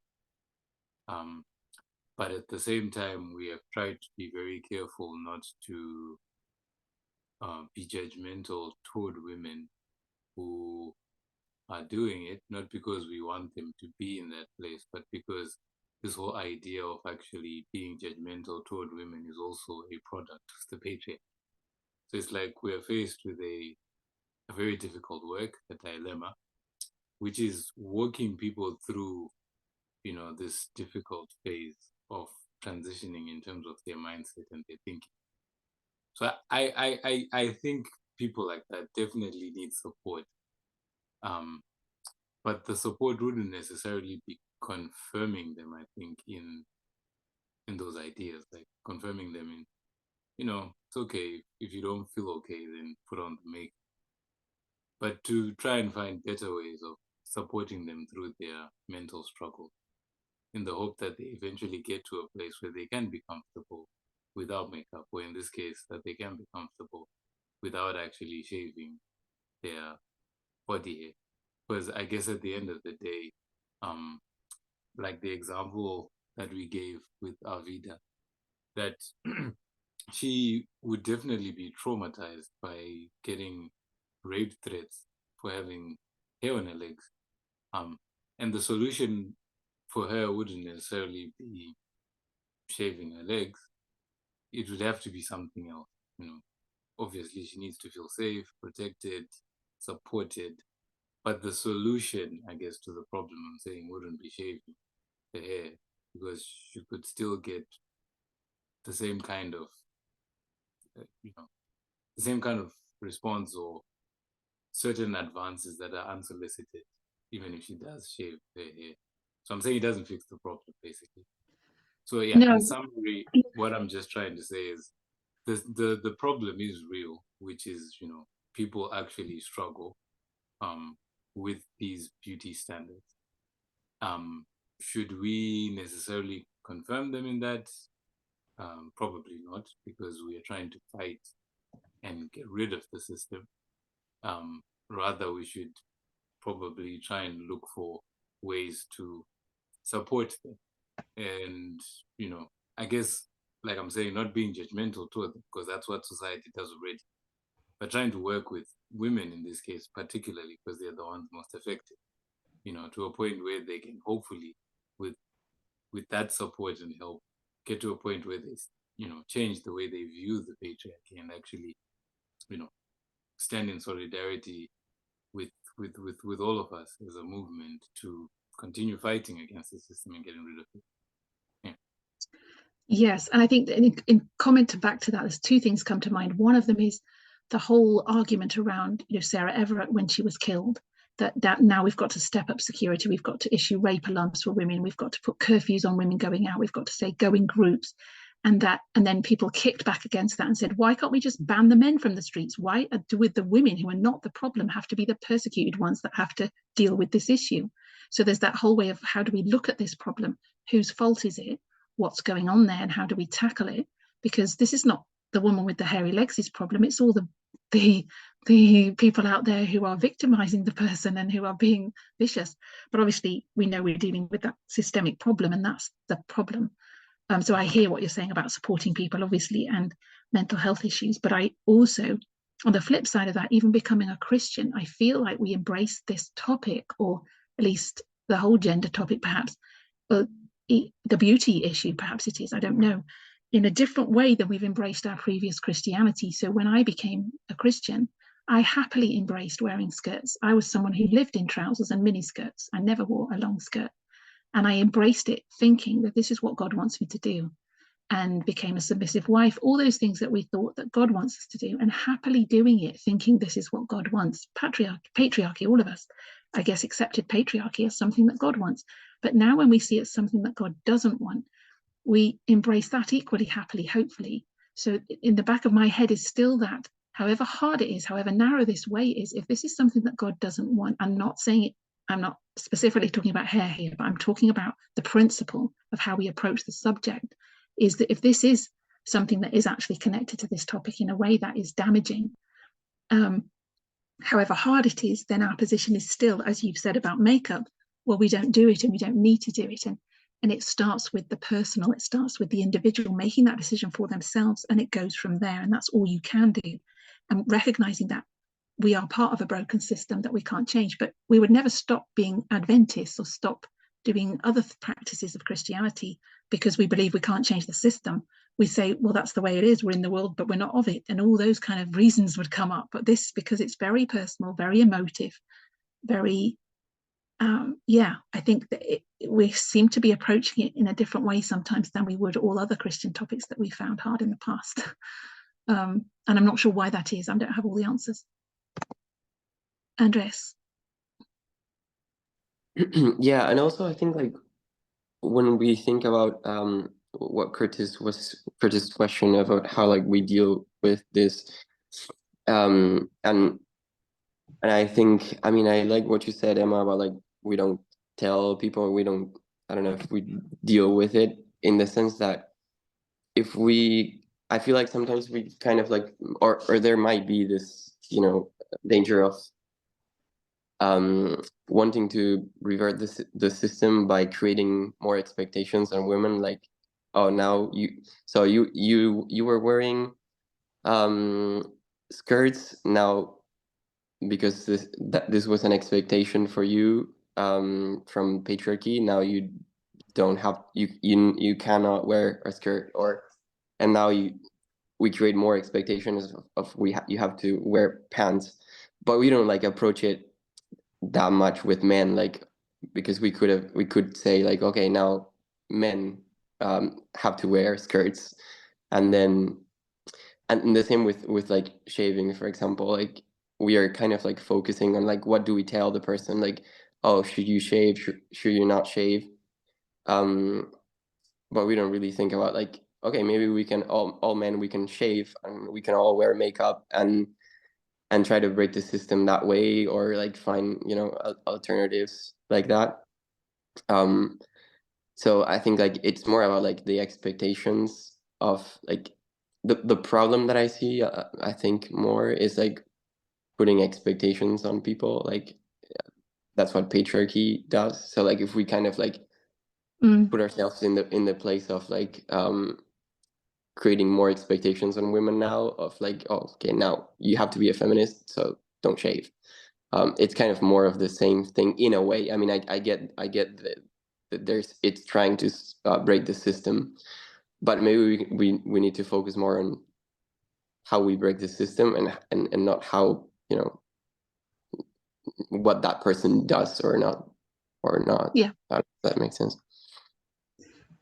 Yeah, but again, it's a personal choice.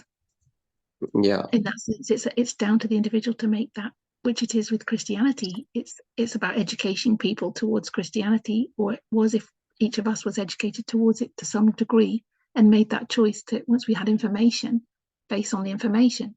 It's not, you can't force anyone to do anything. I wanted to just push on because I know we haven't got much time, and I wanted to get to the book, which is the next couple of slides. So can I just, I don't know if people who's put their hand up, sorry, I can't see. Natalie. I forgot what I was going to say now. Yeah, I agree with both Blessing and what Andreas has just said, because I don't think we can compare it to having a quick swap from now we're doing everything that God wants, because with Christianity, because patriarchy is so deeply rooted and it affects women so badly. They are huge victims of it. So I don't think it's that easy. And I think we definitely should just be more, when you compare and contrast with how the woman with the hairs was treated, that's how people who are still victims of patriarchy, whether in the movement or outside, are getting treated by people in the movement or outside. So I think we should be less judgmental. I think on the back of that as well, yeah, I hear you. I think on the back of that, I was thinking about how LGBTQ people feel, how trans people feel, how people feel every day to get that kind of treatment. You know, she's got it because her legs are hairy, and it just gives her a taste of what so many other minority groups go through on a daily basis when they haven't chosen. You know, she's got a choice to shave it perhaps, but those people, you know, live with that every day. They can't, the whole persecution of being who you want to be and how to change that. But I think on top, what I was saying then wasn't about pushing people to do it quickly, about, you know, how hard it is in response to Natalie's point. It's more about how we confront the problem and how we view the problem. And we use different reasoning now to approach this problem, which we didn't use before. And I just was commenting on that being interesting. Yeah. Paminda. Elder Paminda, sorry. The last few people have made some comments, and to put it bluntly, the summary of all of that is that we shouldn't judge people. Yeah. We have to, as a movement, as individuals, we have to get to a place where we can distinguish the difference between education, discussion, debate, and judgmentalism. Because if we're not careful, if you would follow through with the logic that has been shared previously, there's no room to even discuss any of this, because as soon as you discuss it, then you make people feel uncomfortable, and then there's either the appearance or the illusion or the fact of making them feel uncomfortable, which then makes them feel judged. And the problem, if you go down that path, is that you don't talk about anything. You don't talk about anything controversial. So that would be the same in meeting your neighbor and getting into a conversation about their lifestyle, whatever their lifestyle is, whether it's diet or dress or job or political view.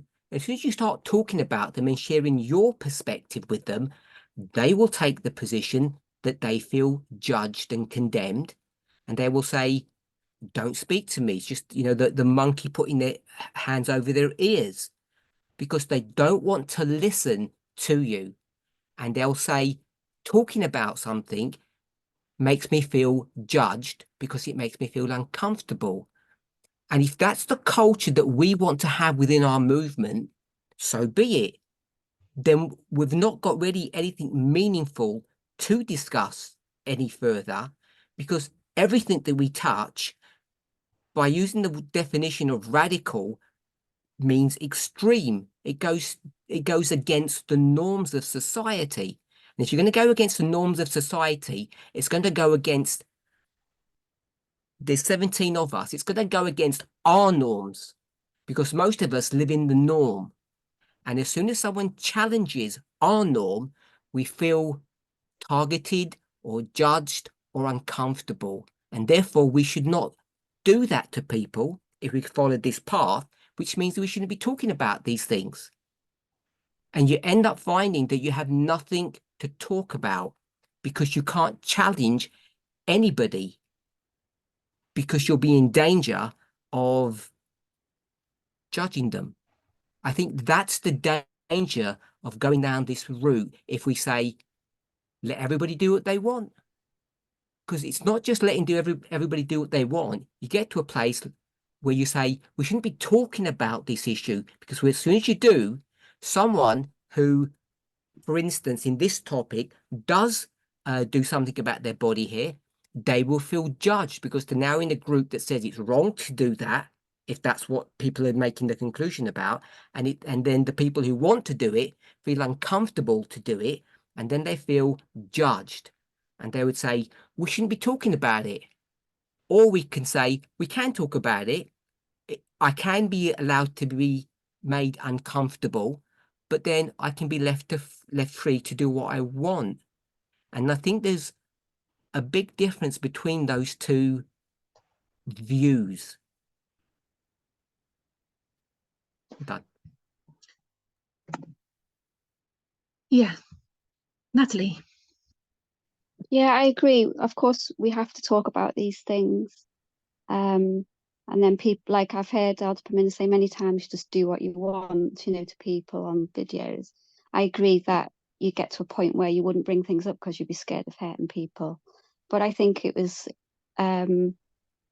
important what Blessing said about, because we look at the lady with the hairs and the damage that's done for her by people judging her, then we have to compare and contrast that how victims of patriarchy are being judged also, whether it's in the movement and externally. So I think it's okay to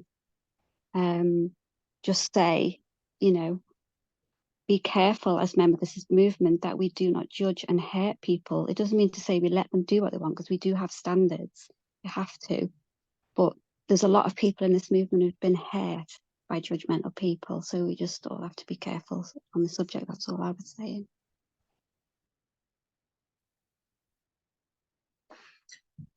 Okay, so moving on to the next one. This is A Brief History of Female Hair Removal by Georgia Nelson. This is written in 2018. The beauty industry encourages women to remove nearly all their body hair in order to avoid being dirty, unsightly, or not feminine enough.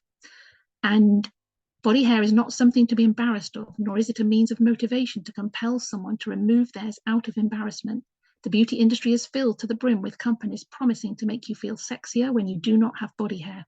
While it may seem trivial or easy to ignore, the societal pressure to eliminate evidence of body hair can be extreme. What's more, women are socialized to feel confident when they have shaved legs and to feel dirty when they have not shaved their bikini line in a few days. Throughout history, body hair has been used as a weapon of shame and conformity. So I think these are quite valid kind of observations to make about this whole topic. And I think we could also relate this to, I mean, I'm not touching on other things here about the beauty industry, but we could say encourages women to wear makeup, to have a boob job, to have their lips. I mean, the latest one is plastic surgery, isn't it? To have Botox injections into your lips and breasts, and you're not attractive enough if your bottom's too big or too small, or your breasts are too big or too small, or all that kind of, the whole beauty industry, I think we can put in there and substitute body hair for other things. But this focus of this presentation is body hair.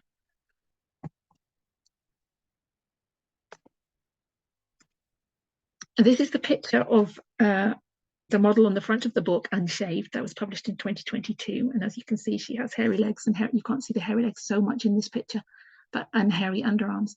And I want us to think about how we feel when we're confronted with these pictures, because A, we're not used to it, and B, I think it confronts our own understanding and our own view of what beauty is, especially as women experiencing that rejection or possible rejection of not shaving or shaving, and also of how men feel when they see that, and do they go, oh, that's disgusting, or, you know, what's your initial reaction? Even seeing the woman on the TED Talk this morning, what's the person, yeah, I think she identifies as a woman, to, you know, is it one of, what's that, you know, ugly, you know, the whole thing. I think we have to be honest with ourselves, how we still see these things and how we're still shaped so much by all the bombarded media that we are bombarded with.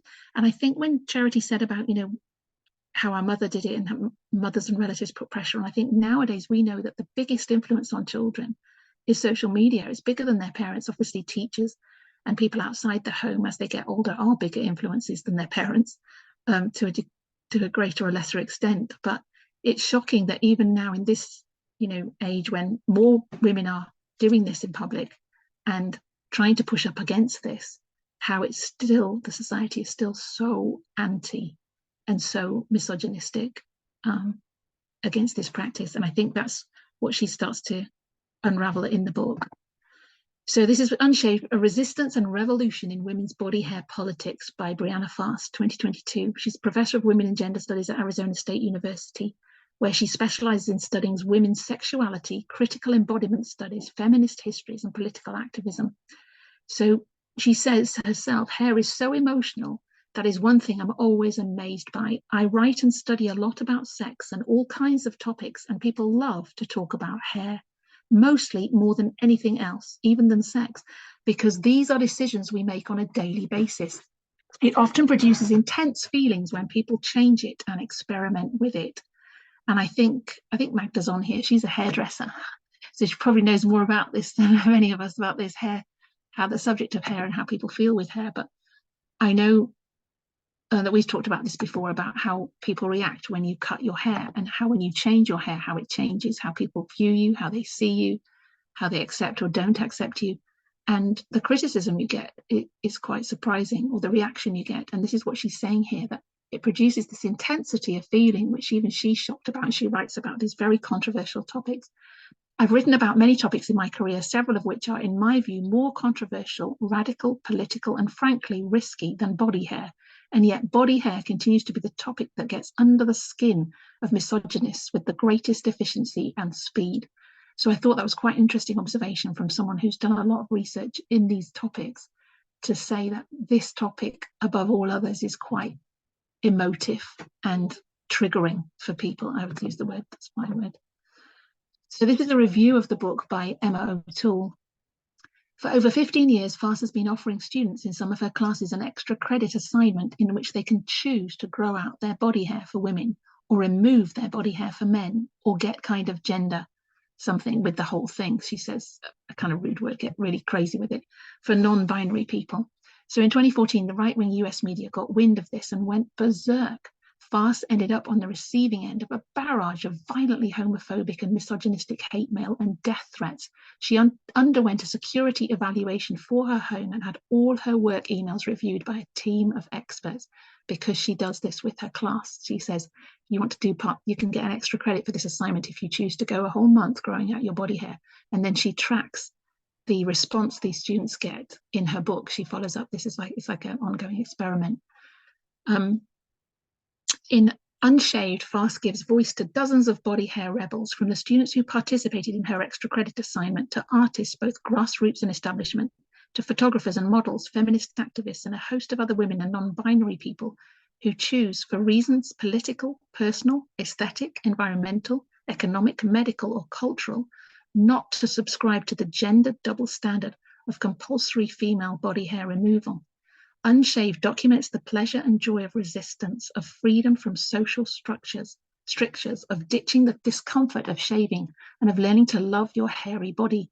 And it gives us the hard grind of it all too, the stigma, the shame, the conflict, the professional penalties, and the abuse from strangers.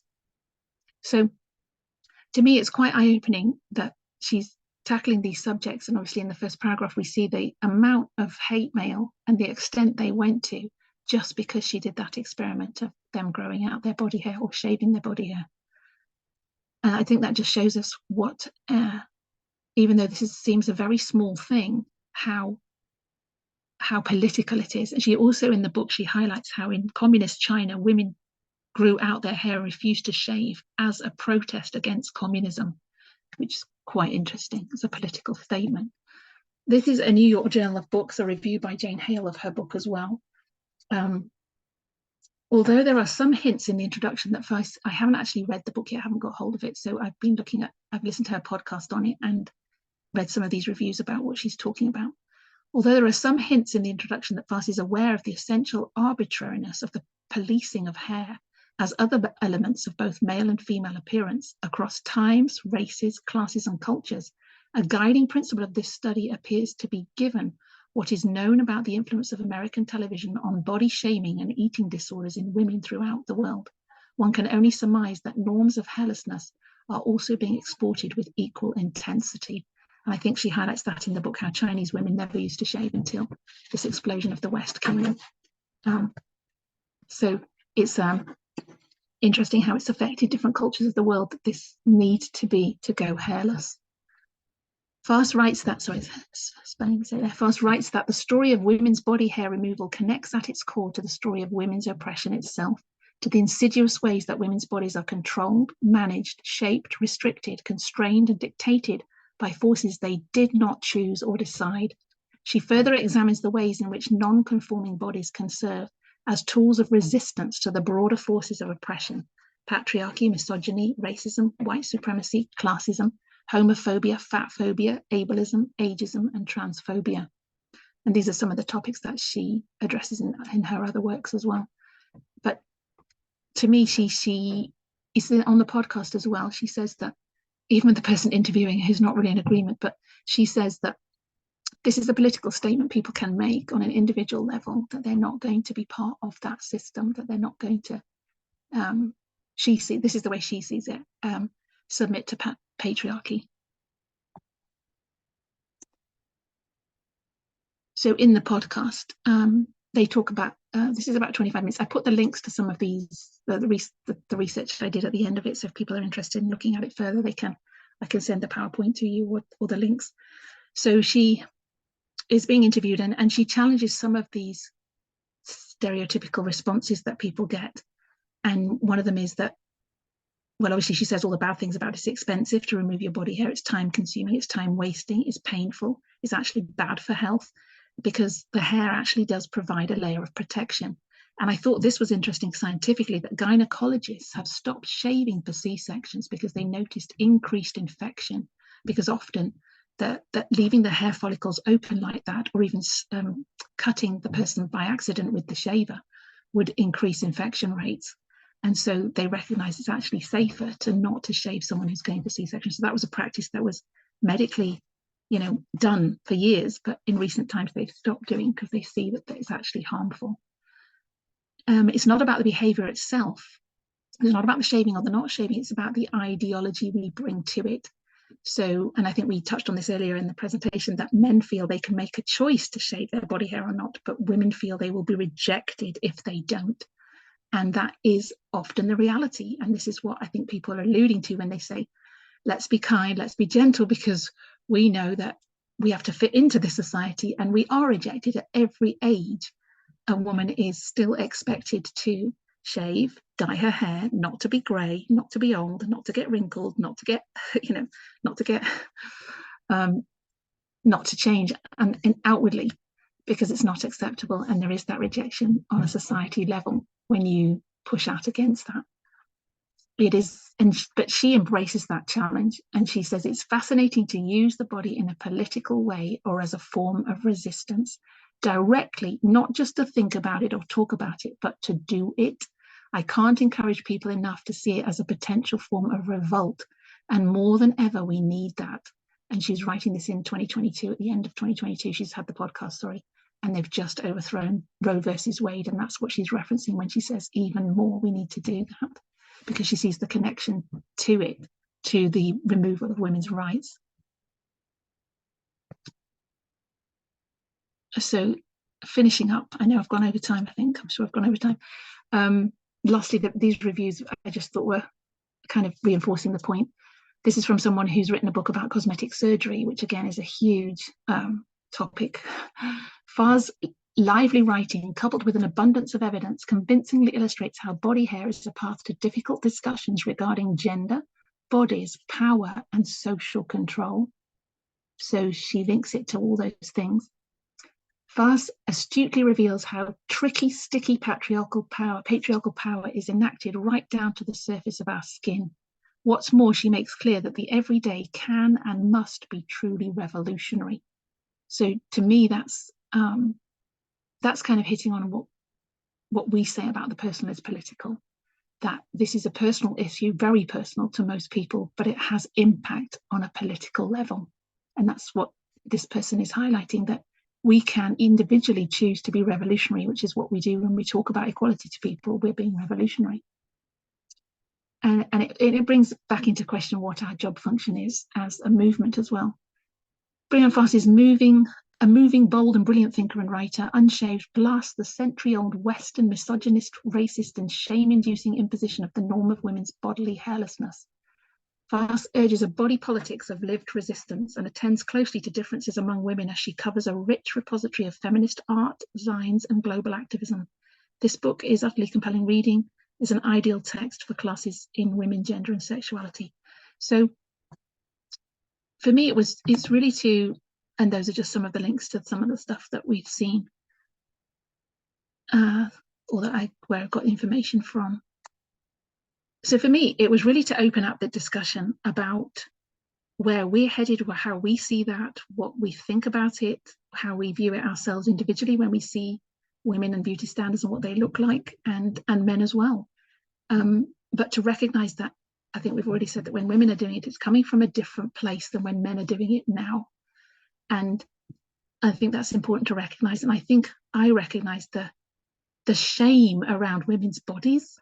And I don't think we're that honest about it. And I think that's what I want us to be. I want us to be honest about that topic. And even me now in the movement, and having been through, cutting my hair, for instance, and the reasons behind that. And now, even now, somebody commenting on the fact that it's growing back, and lots of people are growing their hair back.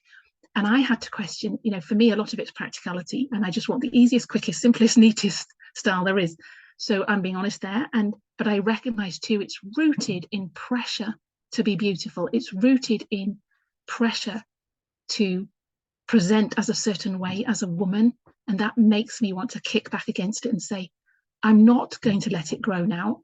even though it might be more practical, I'm going to cut it all off again, because people are buying into that, going, because it's much easier to slip back in to the way everybody wants you to be and the way society functions to be accepted than it is to stand up against the current and say, we're not doing this. We're going to stand and fight with the minority groups. We're going to identify with people who are suffering for making these choices and who are suffering for being a certain way or looking a certain way. And for me, that's at the heart of it, is that activism, is that enduring in this movement to fight equality and what that looks like. So that's... So would you say it's just really accepting yourself as you are with that's those where choices? it starts. That's where it starts. And if people can't even do that, we can't go any further. So unless we accept that this is what this is and I don't want to do it anymore, then we have to go the next step. And now what am I going to do about it when I see that subject is how it's presenting, or the history of it, or whatever its place in the equality discussion? Now I have to personally apply it, and that's when it becomes difficult. Magda, you had your hand up. Did you want to say something? Be nice, you could say something. Yeah, so I was just thinking, so we have read that how women who growing their hair, receiving rape threats and that stuff. But then on other hand as well, because women are so objectified, for many men, it is unattractive. So in many ways, women do get kind of like peace from them. So for example, which is seen, of course, still in the patriarchy, everything, all of this. But I was in this she's a like vegan person. She does do recipes. She's amazing. And she is beautiful woman, and she's growing her hair, and she's talking about how she's walking in this show with this shorts, and how this man just the look. She's like, I see he's just like taking clothes of me with his look, until I came closer and he saw my hair. And she was kind of like talking about it like, I just love that he stopped staring like this. It is all rooted in patriarchy either way. It is hard. I am growing my hair last 2 years, maybe, about something like this. But I still didn't go to swimming pool. And I feel like I'm not ready to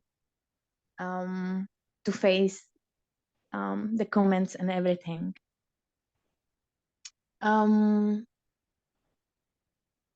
think I do like the hair. I'm more comfy. It is more comfy. I don't have to shave. It's not itchy as always when you shave. So, and I do like it on myself, but I am not ready to face the society. It is hard.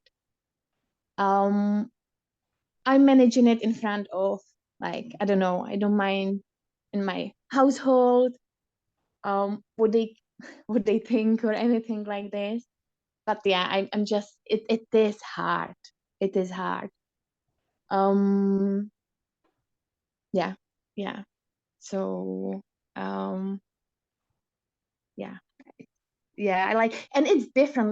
Like even now, I'm on holidays. I'm back at home, seeing my friends and everyone, and I love to like challenging people. Like yesterday, 2 days ago, I met with my friend, and I've challenged him on so many points. And yeah, but yeah, this is hard for me for sure. Yeah, but I am very convinced this is all patriarchy, and I don't want to be shaming. And I believe that it will be maybe just kind of like to go through it at the beginning, and then eventually I will manage to go over it, and it will be fine. So I think for me it would be helpful to have someone supportive by my side at the first place, but I believe that eventually I will be comfy with it, or I will be managing to go over over the society, and be comfy with it out there. But at the moment, I wouldn't still probably go out with shorts. Like my family saw it, my friends saw it, some, but yeah, I'm just not. Yeah, I think I would need someone supportive by my side when I will go through it at the first place, and I think then it would become easier and easier. In my opinion, that's what I do think. Yeah. And I think I agree with you. I think I've spoken to quite a few people about this, people in the movement and out the movement, and the pressure is huge. And I think one of the things that needs to happen is the more people do it, the more it's acceptable it gets. And that's just the logic. That's just the way society works, that the more people do it, the more normal it gets. And so if each one of us choose to do it, then we're making a difference to influence others to keep doing it. But at the moment, I would still say we're in the minority. You still get the looks, the rejection, etc. That's why it's hard for you to do that. And I think in speaking to lots of women who see the patriarchal roots of this and who are in principle like you saying, I'm not doing this, I'm not shaving anymore, are still afraid to go out in public, go on a beach, go to a swimming pool. And it's taken me years. I mean, I haven't shaved for years because being a Christian, I just thought this is incompatible with Christianity to a degree. Why am I doing that? But the only thing at the back of my head was, I'm going to be identified as a radical feminist. I didn't use the word radical, as a feminist. Back when I first became a Christian, I thought, I don't want to identify as a feminist because I'm a Christian. And so it may give people the wrong impression, but that was my kind of way of excusing, maybe I should just keep shaving because I'll just look like a hairy feminist if I don't. But then I very soon decided, I'm not doing this anymore. I'm just not doing it because it doesn't seem compatible with Christianity to me. So I stopped doing it, but I live in a country which isn't very hot. I don't shave my legs that much. I mean, I don't show my legs that much. As a Christian, you're modest. You don't show your underarms and your legs anyway. So you get away with it. And then as time goes by, you think, I don't know about swimming. And you still feel, for years, you feel conscious that you've got hairy legs or you've got, hairy underarms if you go anywhere, if you are in a beach situation or it is hot or, those kind of, so I completely hear what you're saying, Magda. And the younger generation, it's even harder if you are expected to be beautiful to attract someone, to have a partner, and I'm already married and it's all sorted out. But it's so ingrained with sexuality and attraction. And that's why I think we need to have these conversations, because you just said you need to feel supported. And I think unless the men in here really embrace the fact that women are beautiful, hairy, and the women embrace the fact that we are beautiful, hairy, if we can't embrace that in here, we can't go out there and tell anyone anything because we don't even believe it ourselves. And that's the hard part, is to change that mindset, to say, actually, you are beautiful, your body is what it is, it's okay. And I think that even actually believing that, I guarantee everyone here doesn't believe that. And when we see those pictures, we go, ooh, because you speak to men and that's how people think. And so it's, it's very difficult to challenge that. So it's equally the men and the women that need to have an acceptance.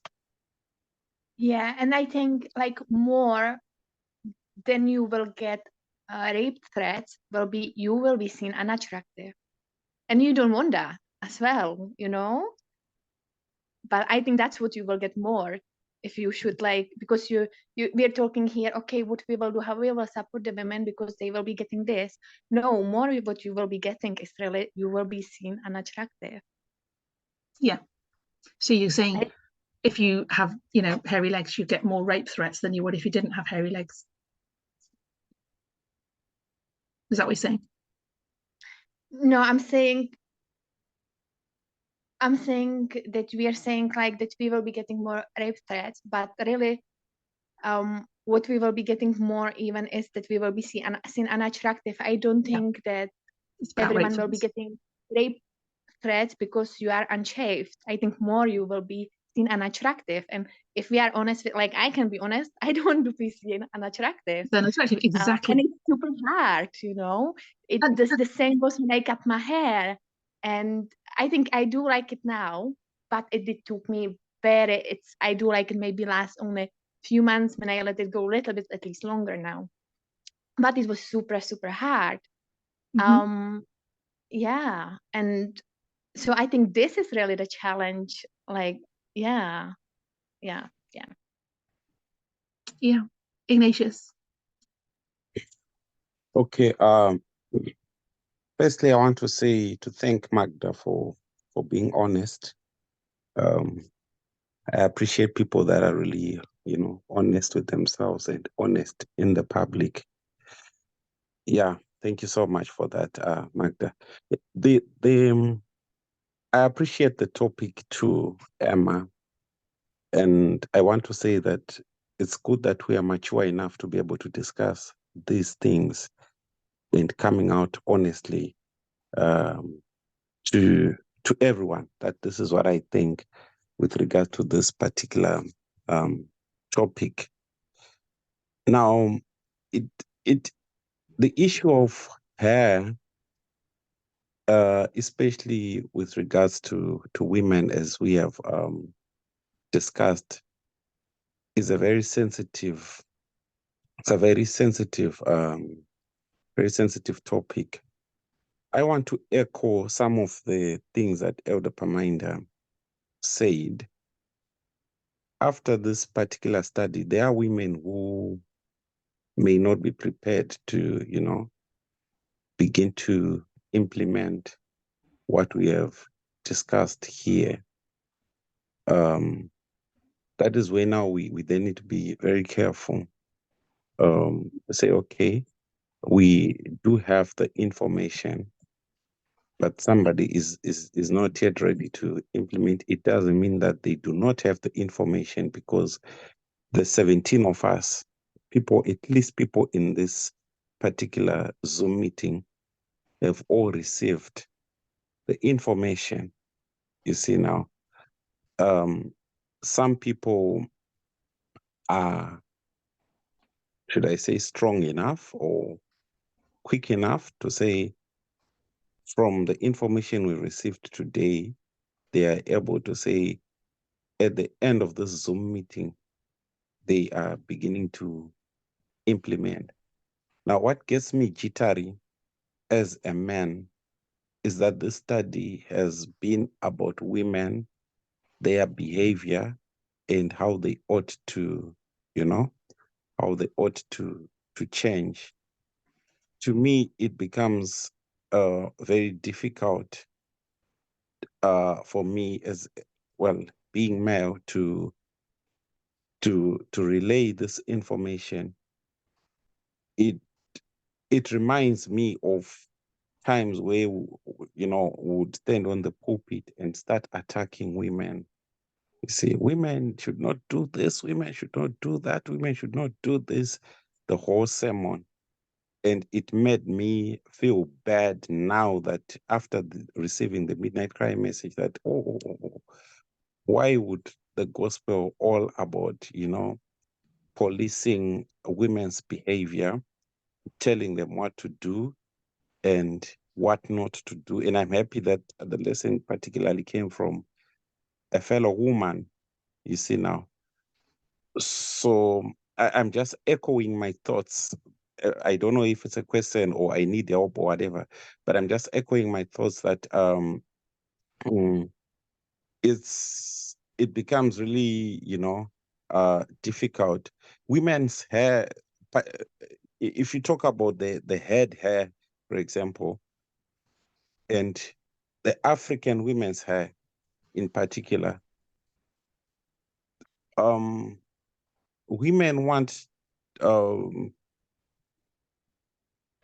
it becomes really sensitive, and it becomes sensitive, not only sensitive, but it may actually become emotional, you see, because for we Africans, our hair is the same. You see, if Nyasha is to shave her hair and I shave my hair, we look the same, you see, and she won't want to look like that. For example, unfortunately, she's not in this meeting.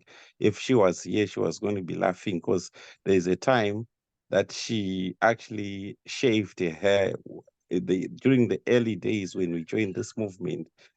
We had this zeal to obey everything, and we saw people wearing long dresses, etc. And then she changed her whole wardrobe, of course, without anybody telling her to do what to do. I mean, to change the wardrobe. She just changed the wardrobe, and then she says, "You know what? I'm going to shave my hair now." Then I'm like, "What? Oh, you want to shave your hair?" She says, "Yes, I want to go to heaven. I want to obey God absolutely, so I'm going to shave my hair." Then I said, "Ah, no, it's fine. Do it if you want, if you feel you want to." And then she went to the barber, and she had her hair shaven, right? I think a week later, she was asked to become a matron at a certain wedding, right? And she became very worried now. "Oh, my hair is like this, etc., etc., etc." You see now. And I was all quiet. Well, when we talk about that issue now, we laugh about it, you see, with her. You say, "You remember that time you shaved your hair, and a week later you're already regretting." So these issues become so sensitive, and sometimes they become so emotional, and it then zeroes into the person, each and every individual, how they then respond to the information and how they want to act after getting this particular information. And it may do us good if we do not begin to, begin to police people to say, "Oh, you still shaving your hair, I mean your leg hair, you're still doing this, etc., etc." That may become really frustrating for some people, you see. I think how you described that the way Nyasha came to that shaving herself, and the way that you that she wanted to do what she wanted, was how we'd approach this, isn't it? That we're not here to police other people. We're here for us to decide based on for ourselves, basically. And it's not, your role, I would say, or all of our roles, is to support one another in those decisions. It's to make the right decision and to encourage people to make whatever's the right decision is, if we conclude that's the right decision. So I think again, it seems a bit of and that's why I stayed away from head hair anyway, because head hair is another topic, what we do with our hair on the top. But yeah, Curtis.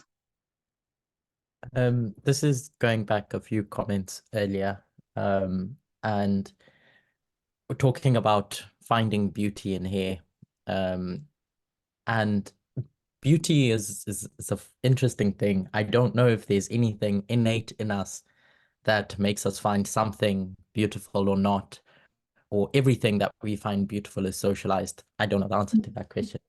But I've been trying to grapple with this concept that's been spoken about in the past, of whether we are entitled or whether we should even have opinions about how people present themselves. And my concern, in inverted commas, is that it's not a good solution to just switch from going, "I don't find hair beautiful," to "I find it beautiful."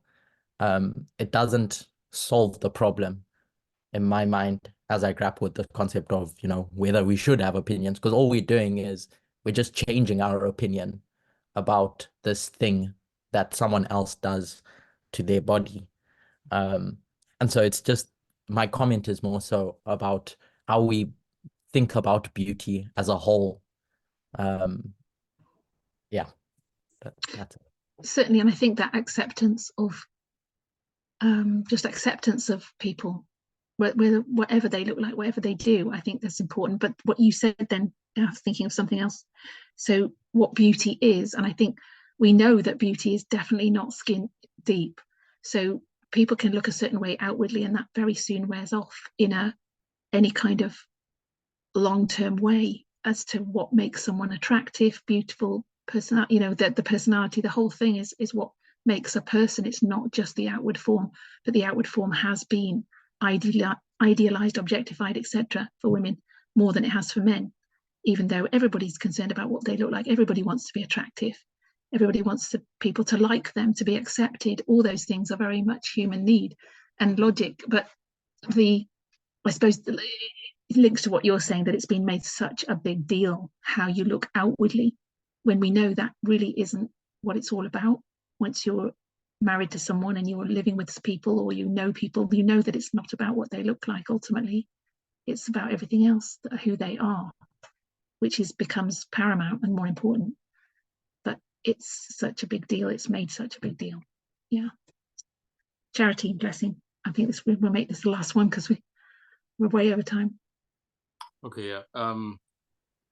Something came to mind regarding a concept that Elder Minda shared in this movement some years back. In fact, he's used the concept a lot about the corporate and the individual, and saying that our prophetic message, generally speaking, addresses a corporate experience, and you can't put individual, if I can call them anomalies or individual experiences, on the prophetic line, essentially. So, for example, a simple example is, we say our time of the end is 1989, and that was our plowing. Some people were not even born in 1989, who are in this movement today. However, 1989 is still your time of the end. So the prophetic line can't factor in all those, individual nuances, essentially. So they become rather irrelevant to the discussion. Sometimes they can then tend to become a distraction to the point of the discussion, and you don't get anywhere in the end. So I'm trying to bring that also to the discussion we're having about body hair, and any other discussion, I guess, that we would have about different facets of the patriarchal system. That is, we have it as a group. It seems like there's always individual, there's always something that an individual goes through, or that's specific to an individual. For example, maybe this is a bad example, but like I have a problem with boils or pimples, like very painful pimples in my underarm. And to manage them, I remove my hair, right? I think it's besides the point, I suppose, because it steers away from what we would be trying to address, which is this issue, this obsession with body hair and the removal of it, primarily for women, is a patriarchal construct, and we need to understand and recognize that, So, yeah, I that just came to my mind as we were talking about it, that there's always this tension between the individual and the corporate. And this is not to say our corporate discussion doesn't impact our individual decisions and the way we view things, but that when we discuss them, it's not a targeted discussion. Like, I'm not targeting Emma when I'm having this discussion, or targeting Charity, whoever, but we are discussing a systemic problem. Yeah. So yeah, thank you. And sometimes a personal illustration can deflect from, I think that's what you're saying, can deflect from the overall object of the discussion, or the purpose of it. And hopefully it's just made people more aware of the issue, more aware of how people feel about it, more aware of themselves, about how they view these things and how we view each other, and how we move forward as in our own lives, based on the information that we have. Yeah. So thank you all for your participation. Let's close with a word of prayer.